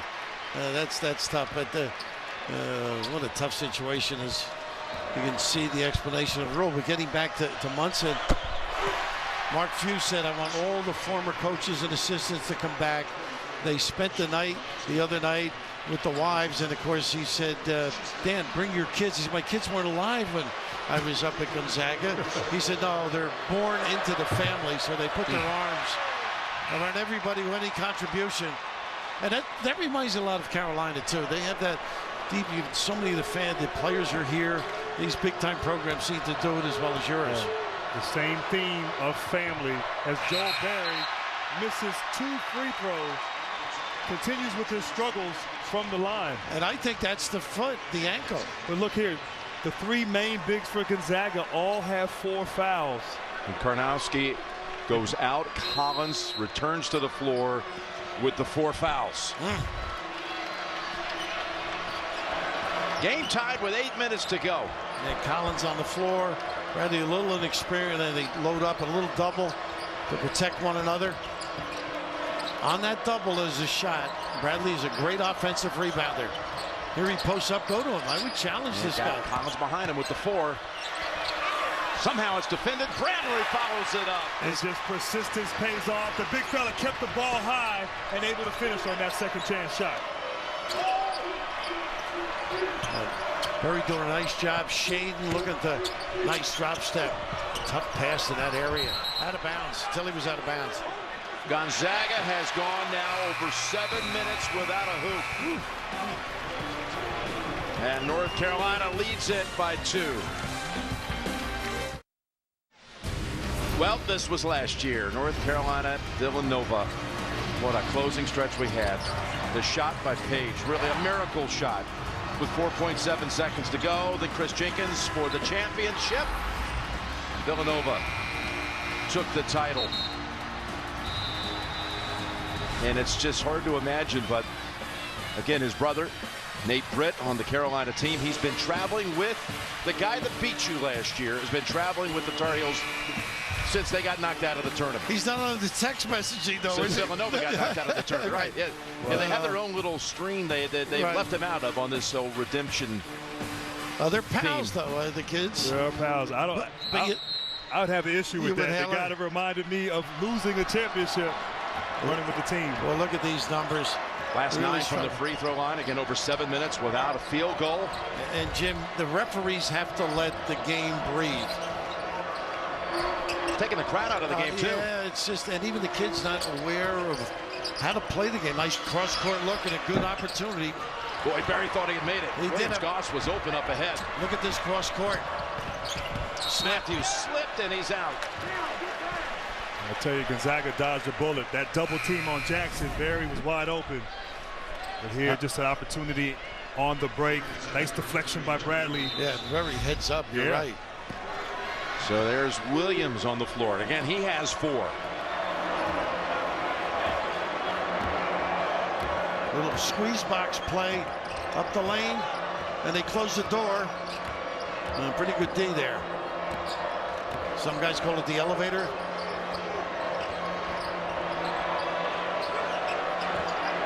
Little ISO. 5 to shoot. Nobody really going to the rim. Down to Hicks. Collins just in time. They got a violation, I think. Or shot clock. Let's see if they're going to check it.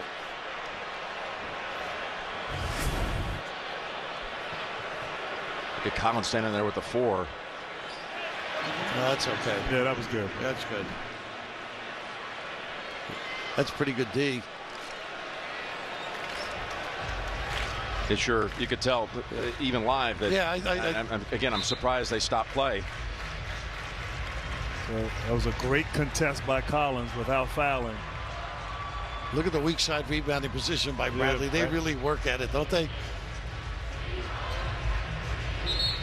So they, after several reviews, confirmed the basket by Hicks. Just in the nick of time, and that puts Carolina up by 4 with 6:23 to play.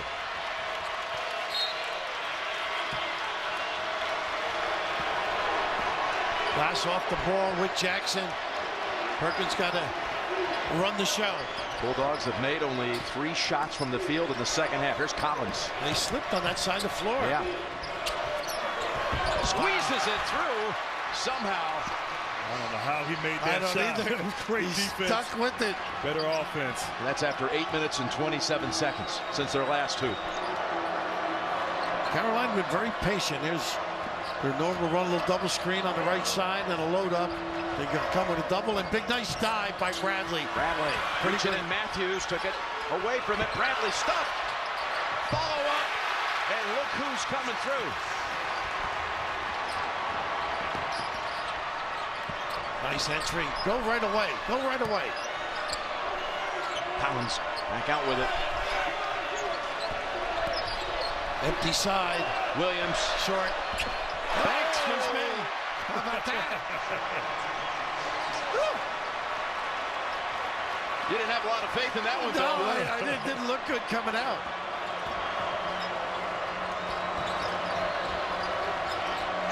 I love the way Jackson moves. Turn around, front of the rim. They got to push That's off 5 on Williams, I think. I think it's Collins. I think you're right. It's 5 on Collins right there, but Williams, who made that go-ahead three-pointer with 50 seconds left versus West Virginia in the Sweet 16, off the glass, and you're right. Collins with his 5th foul. That brings Karnowski in for him. We're going to have a bunch of guards playing soon. Yeah, this goes an extra 5. You might be right. Exactly. Meeks coming in for the shooter.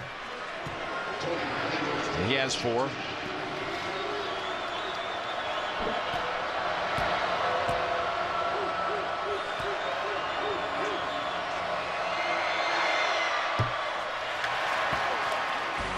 And one more reminder. Starting Thursday, a tradition unlike any other. The Masters.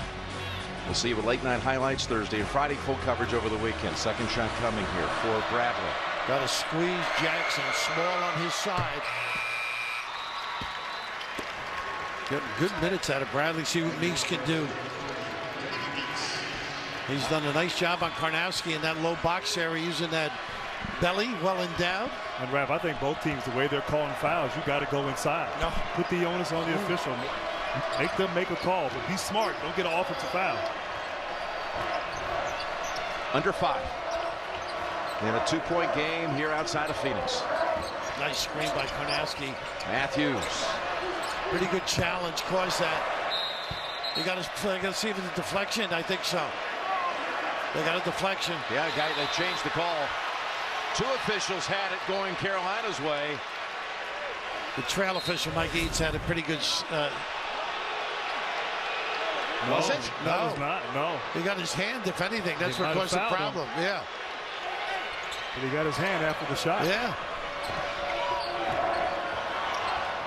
Oh, tough shot.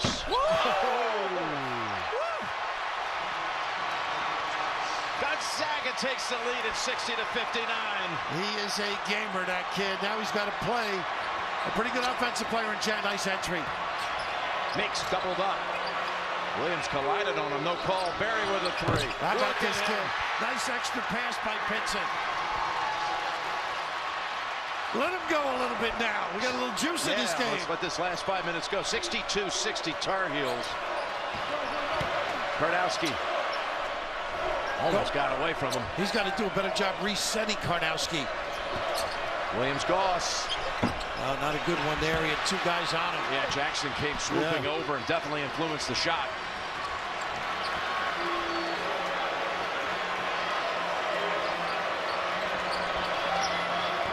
Once again, the ability to get free by Jackson, key. Because he does rebound, he does curl, and they pin him down quite a bit. Here he comes. Short. Tough shot. Yeah, not good. Call your play. You don't necessarily have to shoot it. Williams-Goss pushes it up. Now we'll back off and reset with Perkins. Karnowski's got to get inside. Oh, goodness. Perkins got it back. Plenty of time. Nice kick. Williams-Goss drives in, whistle, and it rattles out. Well, they've had a lot of those, haven't they, during the course of this game? And Raph, that man right there, Williams-Goss, he went in there and initiated the contact and got the foul. Roy Williams, Gonzaga, they're laying it all on the line. Championship is at stake. Who wants it more?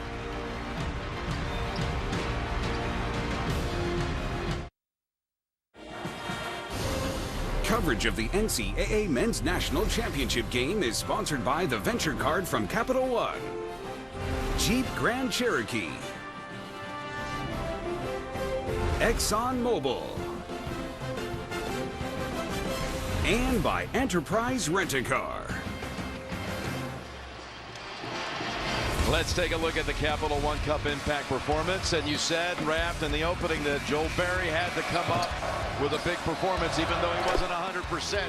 Well, he's the head of this team. He's the point guard.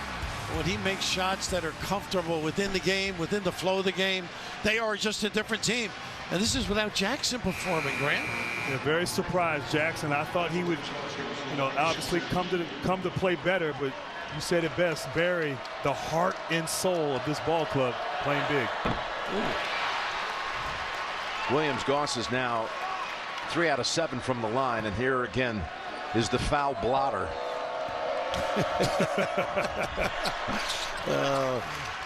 It's like the crime scene, huh? Feels like it. Yeah.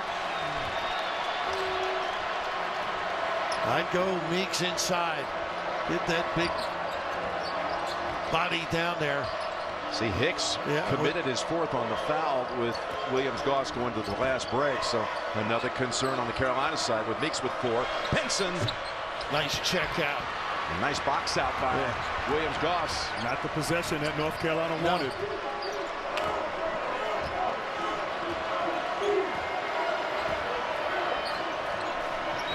Karnowski's not being active at all. I could get low, big guy. How about that? Williams-Goss, he waited, he was patient. Nice little ISO. Dominant off the bounce, big time. And the lead swings back to the Zags at 2:15 to go. Need Jackson to perk it up a little. Nice cut, and they got a foul on the cut. Goss Williams. Williams-Goss. And when you have a bigger guy on you, I love when you attack, and Williams-Goss just getting Jackson on his heels. Great touch and finish. And Mark Few, he's always calm. He is understated. Yeah. Called for his 2nd, Williams-Goss. So Jackson just off not his game. Able to find it tonight. Matthews for Melton. You wonder if this fatigue is playing a role. Guys who are normally pretty efficient from the free throw line missing here down the stretch.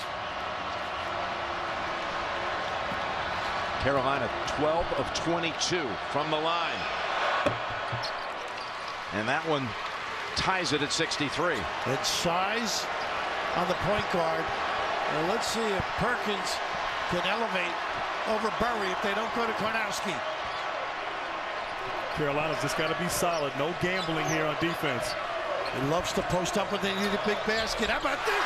Little kiss. He backed away and backed away. Pinson. That's what they call crunch time. Banked it home. Created a separation. Nice cut by Jackson. And Williams. Nice.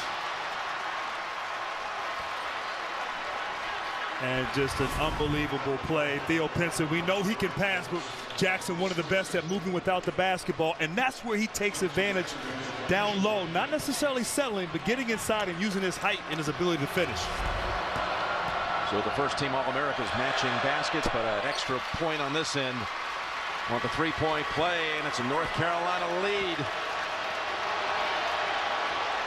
Keeping big on Williams-Goss. Once again, they haven't been riding the big guy. He's just staying at that foul line on a down screen. They time out here. So Williams-Goss might have tripped up and hurt his ankle. Well, that's the one he hurt. It looked like he and Pinson might have got tangled up. That's the one he hurt too. Yeah.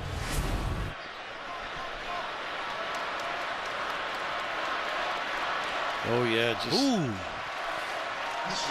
rolled it right there. He's not going out. Not with 1:25 to go. That kid is not going out. There's no question about that. They could tape him up, put ice on it, put a bandage. He's not going out. Give him a little extra time here. Walk it up with a timeout. Coming up next on CBS, get all of tonight's highlights and analysis on Inside March Madness presented by Buick. So Williams-Goss, he has scored Gonzaga's last 8 points. The arrow belongs to the Tar Heels. Zags down to 1 timeout, 3 for North Carolina. I think it's going to be a small line. Look at him running it off, Oh, he's hurt now. He's staying right in. Now he's going to use that adrenaline here, an opportunity to be a champion And Nelson on the floor now, another guy who can make shots on dribble drives. Karnowski has not been active, trying to load up on the box area, see if they call his number, particularly after that slight injury. I think they go to Williams-Goss here. Regardless, he's on the court. He's been money this whole Final Four. Let him go to work. Nice pump. Short. Pinson. Nice check out. Pinson comes back to get the rebound. And a nice job by Hicks. Screen it out.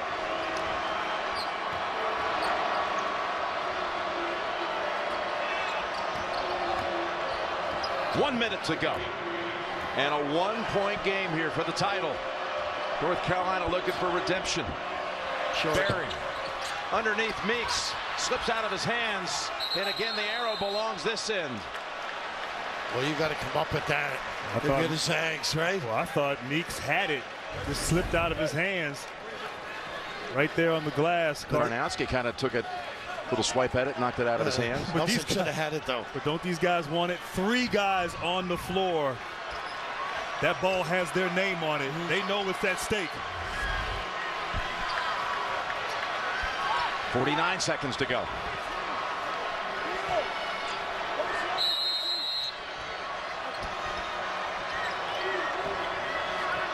Jackson always busy.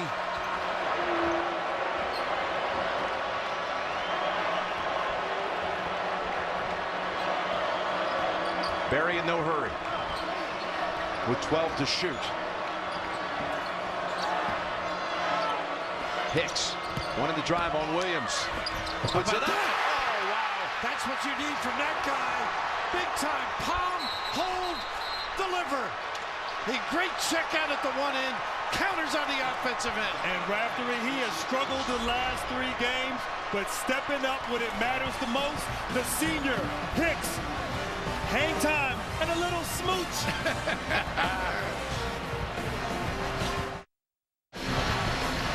Mark Few took the last time out for the Bulldogs, and what do you see him doing here with 22 seconds? Got to go right to the rim, I think. Just real quick, Deuce, get your defense set up.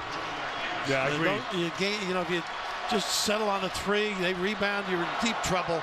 But drive, draw, kick, maybe if they take it away. And you got Karnowski, why not ride the big guy? Don't force it if you're Goss. Comes in, blocked by Meeks. Barry up ahead to Jackson. He takes it down for the 5-point lead. No timeouts. Gonzaga is stolen, and North Carolina's fouled with 7 seconds to go. A game-deciding sequence, it looks like.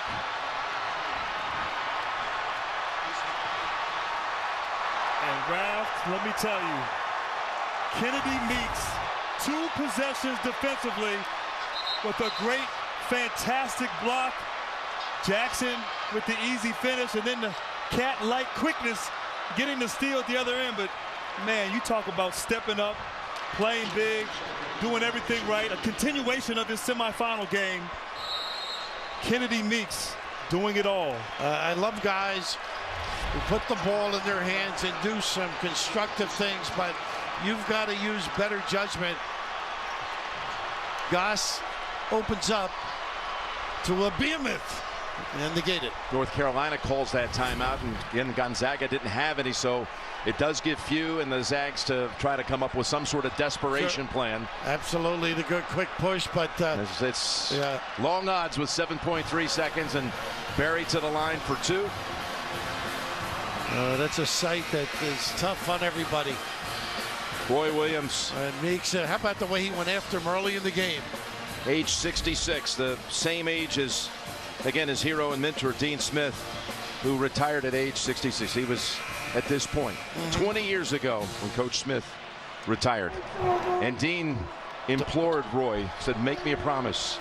You don't walk away from the game as young as I did. And I think the reason was that Dean was so sharp and on top of his game and had more to give. And I think Roy is heeding that lesson. Wow, what a quick turnaround.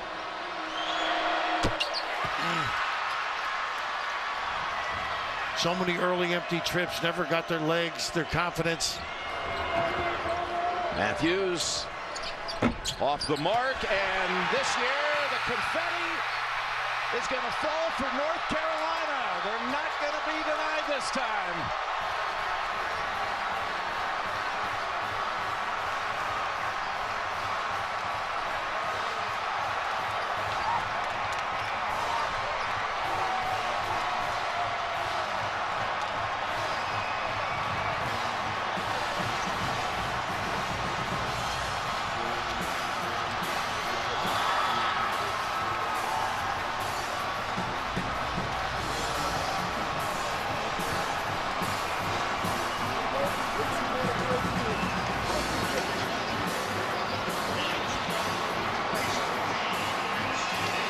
What was the difference in the end? Too many opportunities missed, I think, but Burry played sensational. And you mentioned, Jim, about Hicks's contribution coming down the stretch. He was terrific. And I thought Williams-Goss played big, but that little ankle down the stretch at last minute, unable to execute. Gonzaga led by 1, 63-62 with 2:20 left, and North Carolina went on a 9-2 run, which they've done all tournament against Arkansas, exactly. and then to close the game against Kentucky in the regional final. And now they're champions, North Carolina, once again. Redemption. That was the theme. That was their theme this summer, correct? It's been really since the day after Houston. Yeah. Since the loss to Villanova. They hung tough. They committed to work, to be industrious, and get after it. And Raph, what's impressive, they didn't necessarily win pretty. They kind of won ugly throughout this tournament, but they did what they had to do, showing mental toughness down the stretch in these games and getting the victory and bringing the championship back to Chapel Hill. And how about Roy getting after Meeks early in the game, and at the end of the game he comes up with a magnificent block. He and Hubert enjoyed it, and the devastation of reality. This kid's got great talent, inhibited all day with some foul difficulties, really couldn't get going. And Gonzaga, a great team, fantastic season. Really validation this year that they are a real deal, not a mid-major, but a fantastic program. Mark Few coming so close, but not enough. Well, the North Carolina Tar Heels, you said it well, they close fast in all these games that were coming down to the wire. Arkansas, Kentucky to get here. And then that 9-2 closing stretch to pull away for the title. They're the national champions 2017.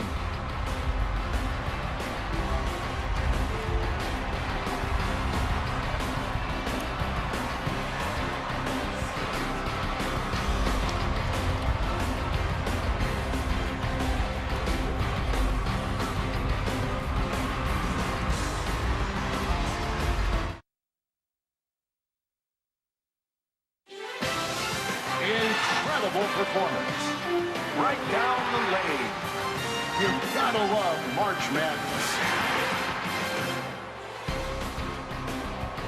It's Inside March Madness presented by Buick on a night when North Carolina won the national championship 71-65 in dramatic fashion over the Bulldogs of Gonzaga, making their first trip to the championship game. Meantime, North Carolina claims title number 6. The expectation-shattering performance. This from Kennedy Meeks. The block on Nigel Williams-Goss. The finish by Justin Jackson. And the dreams of Gonzaga shattered by the Tar Heels of North Carolina. For the first time this year, Gonzaga got outshot. For the first time this year, North Carolina won a game when out-rebounded. And now they get their trophy. Here's Jim Nance. All right, Ernie, we're here with the national champions, the North Carolina Tar Heels.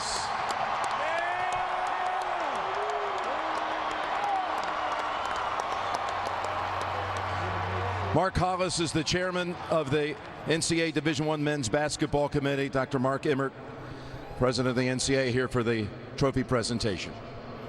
Ladies and gentlemen, first of all, I'd love to have you congratulate 4 great teams for a fabulous Final Four. And now Mark Hollis will present the national champions with a trophy. Congratulations, Coach. Outstanding job. Nate, come over here. Want me to say something? Please do. Put it up there. Help him, Isaiah. Help him, Isaiah. That's little Nate. What is it you want to say? It's an amazing game. Gonzaga and Mark Few are 2 great giants. Mark Few is one of the greatest coaches in our game. Gonzaga played fantastic. Both teams played extremely hard. I don't think either team played really well. But I told my team with 3 minutes left, the first day of practice, if you had told me we were going to be in this situation, I would have taken it. And what we had to do is play the last 3 minutes.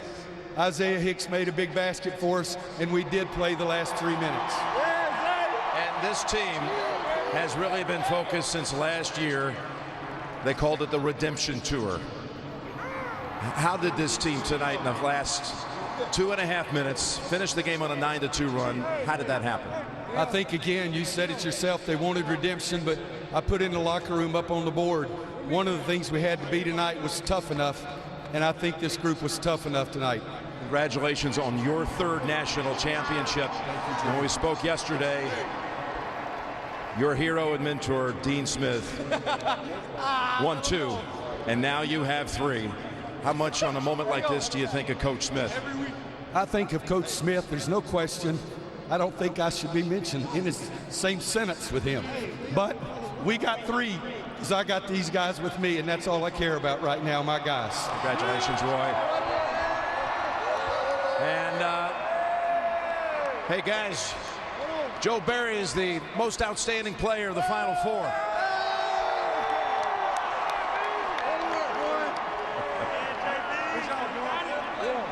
Where did that performance come from tonight? Because you've come in here obviously less than 100%. Yes, sir. My teammates believed in me. You know, I had a hard game the other night, and my teammates just said, just keep on pushing and keep on pushing. And I couldn't do it without them. And, you know, my coaches helped me as well. And I wasn't at my 100%, but I gave it my all. How sweet is it after what happened at the end last year against Villanova to think about that? Yesterday you said, I'm already feeling the pressure of trying to come back and avenge that game. To wait a whole year and comes down to the last minutes again, but this time you're on the other side of it. Yes, sir. That's what I said. I said I want to enjoy it. I want to see this confetti fall on us, and we're the winners. And we came out here and we competed. It came down to the last second, but we're national champs now. So, congratulations. Congratulations to all the Tar Heels. Ernie Johnson will take it when we come back to Phoenix. The North Carolina Tar Heels will be taking down the Nets here. And they'll have a little one shining moment in honor of their performance as they take the national championship 2017.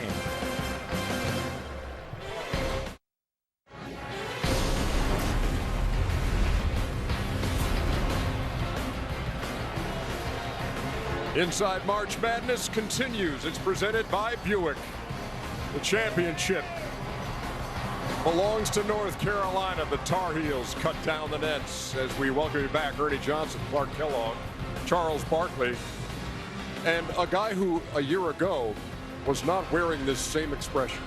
North Carolina Tar Heel Kenny the Jet Smith. Expression changed slightly, but not overzealous. It's just I'm happy for the kids of both teams, honestly. Power through. Look at this from Joel Berry. Without question. Most outstanding player of the Final Four, and Isaiah Hicks. Huge hoop late. Yeah, I would say, again, Joel Berry didn't play his best, but he was timely. On timely possessions, he kept the pace that what North Carolina needed, and they were able to get some baskets down the stretch. But this was a great game for Gonzaga as well, Clark. Yes, they played extremely well into the last maybe minute and 10 seconds. Joel Berry, right away. He made 4 of those. That was his first one. Made 4 of 8. despite struggling from two-point land. And that's Jordan Matthews spraying the three. He didn't get many clean looks. Got that one up and down. Barry again playing on those bad wheels, but knocks that down. But Josh Perkins was the guy in the first half. He had 13. And that's where he ended. He was terrific in the first half, as you indicated, Ernie, but didn't score at all in the second half as it got bogged down and became a bit of a foul fest.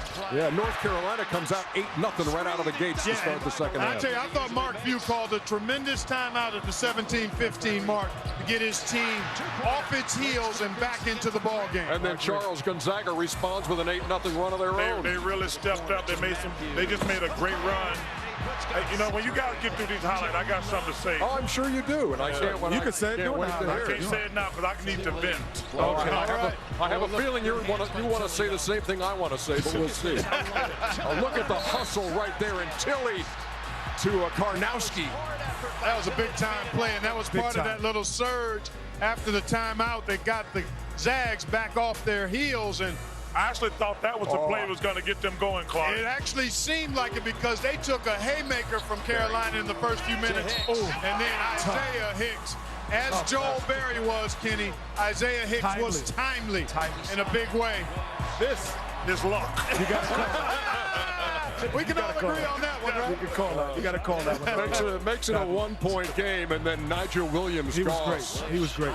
This guy is so tough. Yes, he is. He made a couple of nice post-ups, that big three there, but right on the heels of that. Oh, he reminds me of the old school Rocket Allen level. Joel Berry again. That was right back. That was right after Nigel Williams-Goss had made his three. Yeah, good pass again. And Justin probably should have did a little bit more of this. Sliding inside and trying to use his side instead of staying on the perimeter like here. North Carolina up one, and watch Hicks. And this was the shot of the game here. Yeah, I thought this was he was trying to do it last game, but was a little bit too overzealous. But this might be the block of the Tar Heel season. Yeah, Kennedy Meeks with the block. Justin Jackson with a finish. And then a steal on the other end for good measure. And it's time to celebrate for the heels of North Carolina. And look at this. Looking good, Kenny. Hey, man. Oh, my goodness. And I know you're feeling good, too. Our blood runs blue, but I do give all the credit as well to those Gonzaga Bulldogs. They played championship caliber team all year, not just tonight. That's right. All year. And all year. No reason you can't be happy for your team, but you got to recognize greatness on the other team as well. As I said earlier, this is the first time all season that Gonzaga had been outshot. North Carolina got them in this one 36% to 34%. And the first time this year when the Heels were out-rebounded and won the game. The double-double presented by Capital One Venture Card. Not one tonight. He did have a huge double-double against Oregon, but he had 13 double-doubles this season, and that is Kennedy Meeks. Warner Ladders, proud to present special edition podium ladders for the net cutting celebration. Warner is the official ladder of the NCAA basketball championships. And I'm telling you that, one of the great marketing initiatives of all time when they cut down the nets on Championship Monday. I've been on one of the ladders, not at this level, though.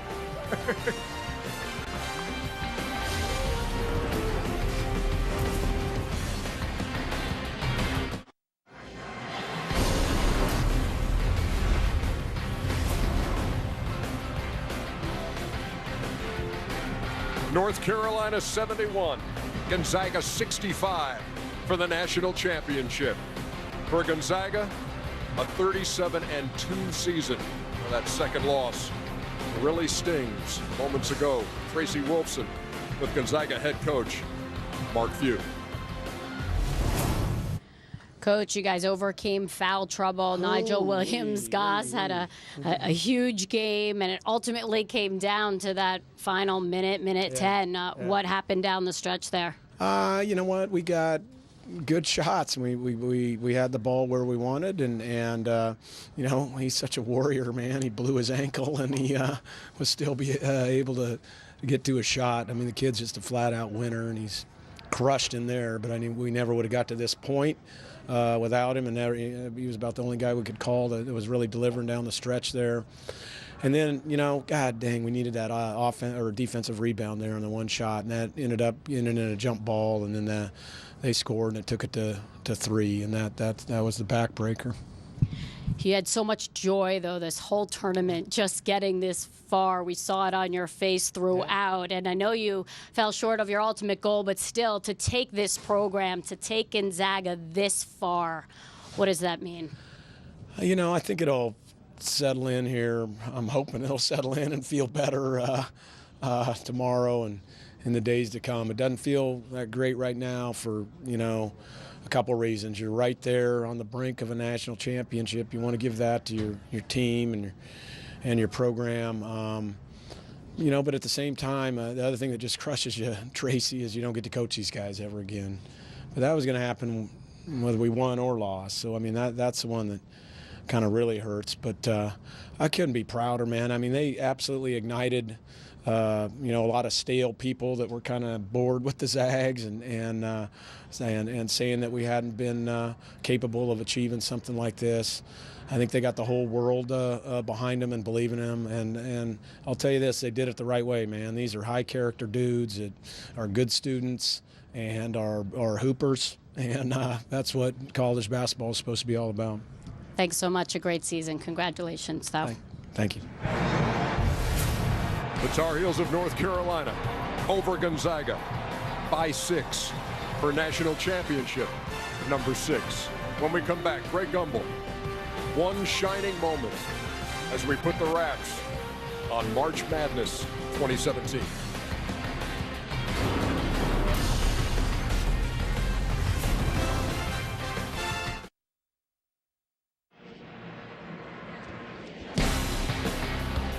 Welcome back to Inside March Madness, everyone, presented by Buick.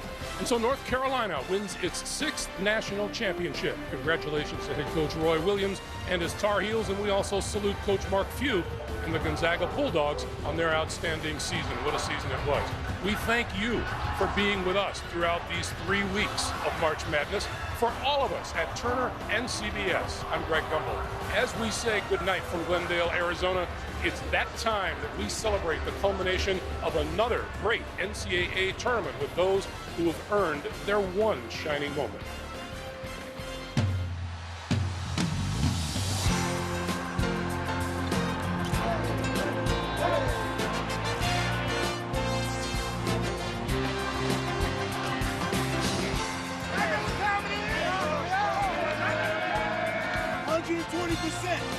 Every single second. The ball is tipped, and there you are. You're running for your life. You're a shooting star.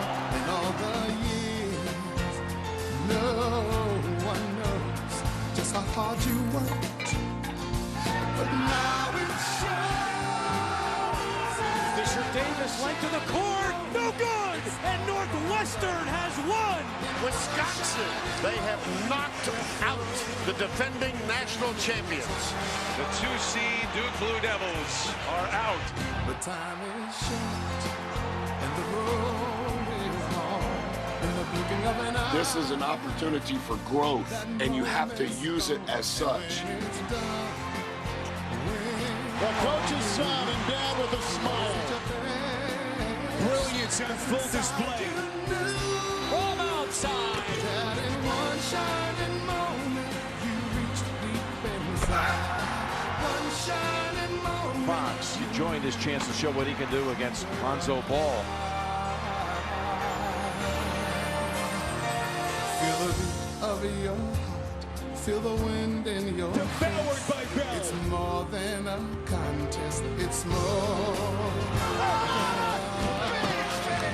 Showalter. Oh! How cool is that? Chioza. Oh, my goodness! That young lady's going to be on the internet all night. She's smiling. Monk to tie it. Oh, an impossible shot. Made for the win. North Carolina. Major against. You always with your best. 'cause inside you know. Williams Goss and one.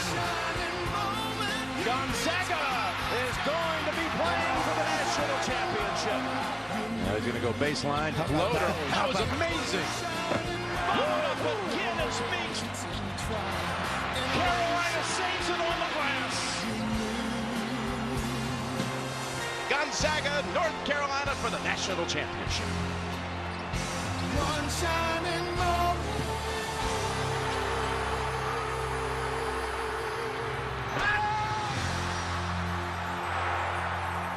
The confetti is going to fall for North Carolina. They're not going to be denied this time.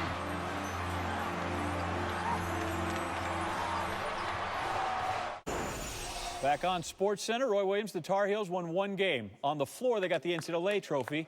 Now they get the NABC, the Coaches National Champion Trophy. So there's Roy. He got some crystal to take home with him to Chapel Hill, which is just 8 miles down the road from Durham, if you're not familiar with Tobacco Road and how it all works. So old Roy coming through with his third national championship, the sixth in school history for the Tar Heels, 1957, 1982, 1993, 05, 09, and 17. Mark Fredo's moderating this. Let's have people talk, Mark. Athletes will ask Coach Williams to give us an opening statement. Coach. Crazy thing is I looked up at the score while we were all celebrating. It was 71-65. In 1991, before these guys were even born, I think I lost the national championship game to Duke, 72-65. So it's a lot sweeter tonight, to say the least. But I have nothing but great things to say about Mark Few and the Gonzaga team. They had an unbelievable year, but we made some plays down the stretch. There's nobody in coaching that I have more respect for than Mark. He's a young man that I've tried to talk with, and we've enjoyed each other's company and watching them on tape and looking at the stat columns and how they were significantly better than us in several categories. But they had a great run. I told the guys in the locker room, 2005, when Sean May was playing, the team that we beat in the national championship game was 37-1, and that was Illinois.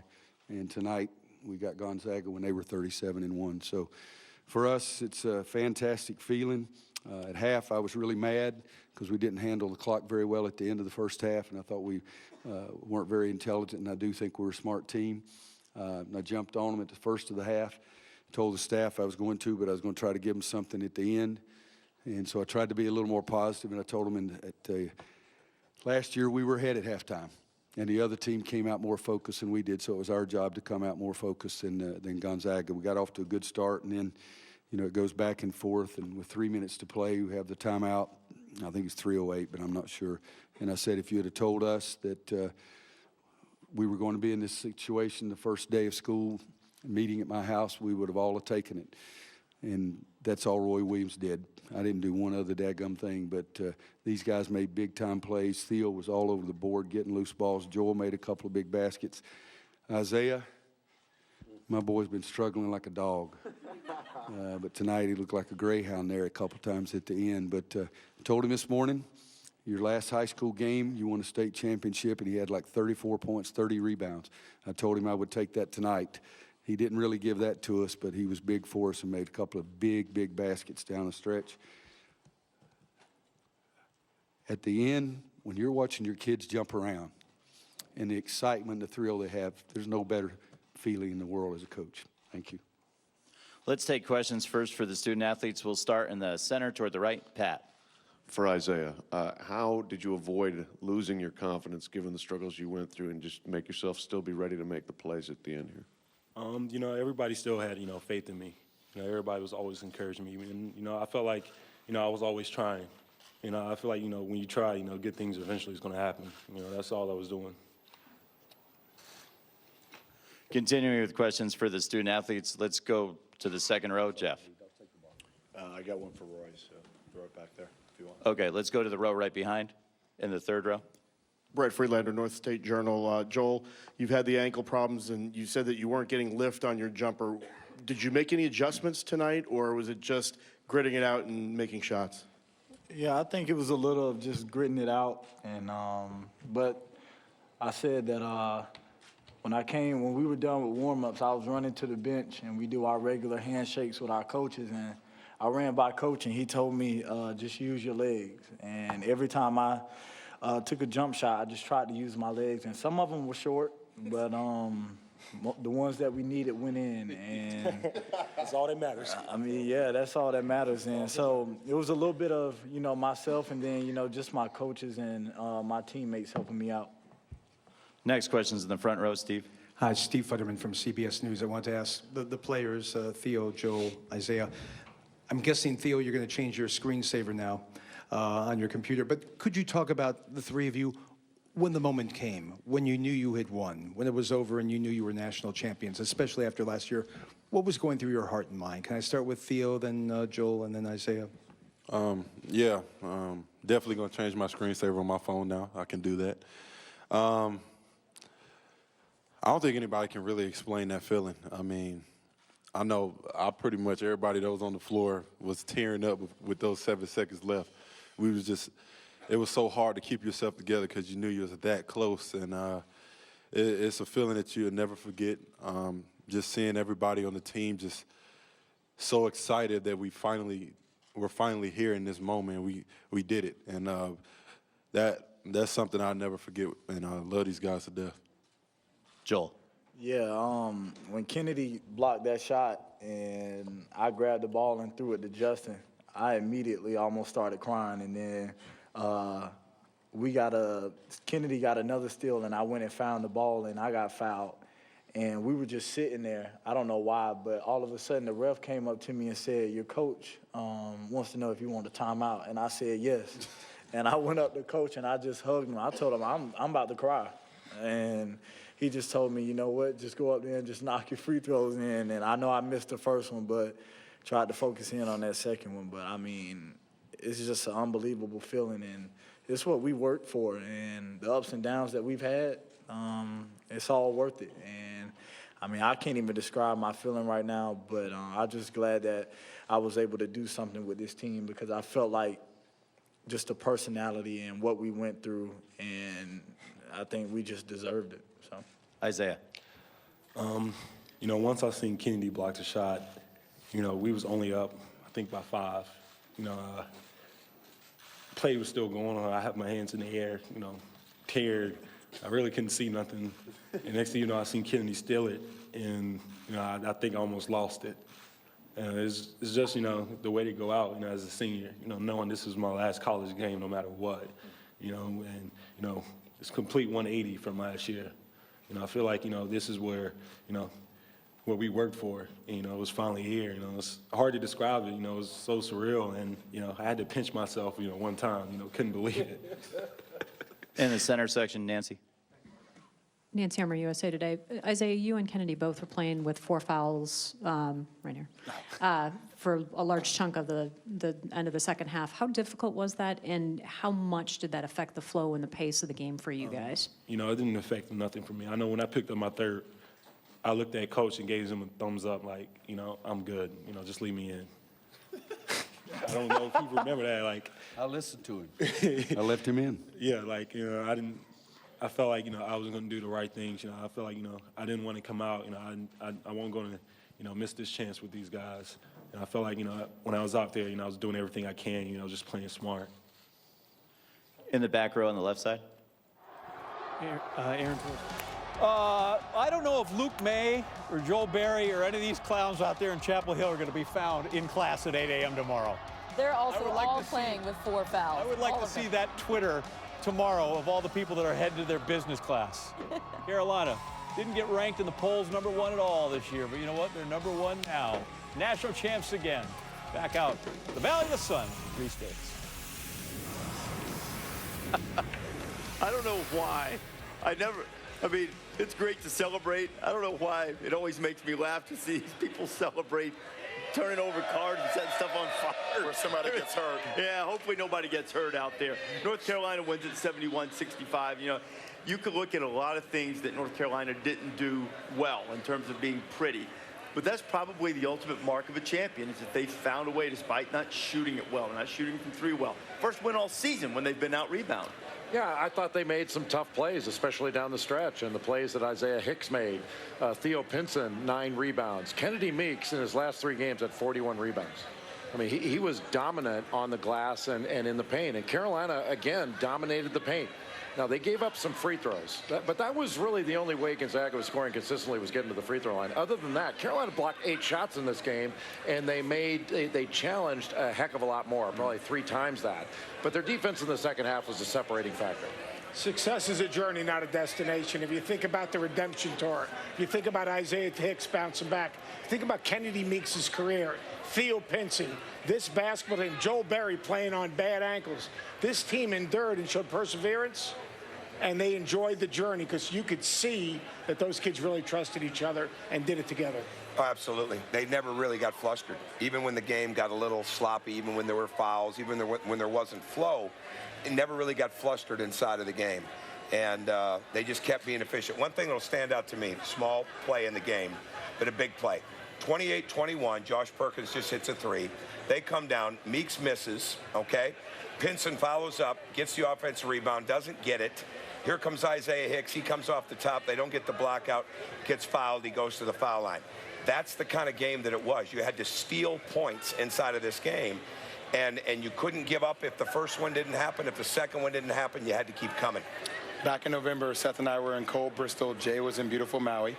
And we were watching. The world's supposed to be. Yes. And we were watching North Carolina, and we looked at each other and said, wow, when North Carolina plays defense like that, that's a team that's going to win a national championship. Now, their offense was nowhere close to what it was a month ago. But this team found a way to grind it through the NCAA tournament, and they won this championship on a defensive end. You don't usually hear North Carolina and defense in the same sentence. They earned this championship. The two teams combined to shoot less than 35% from the floor.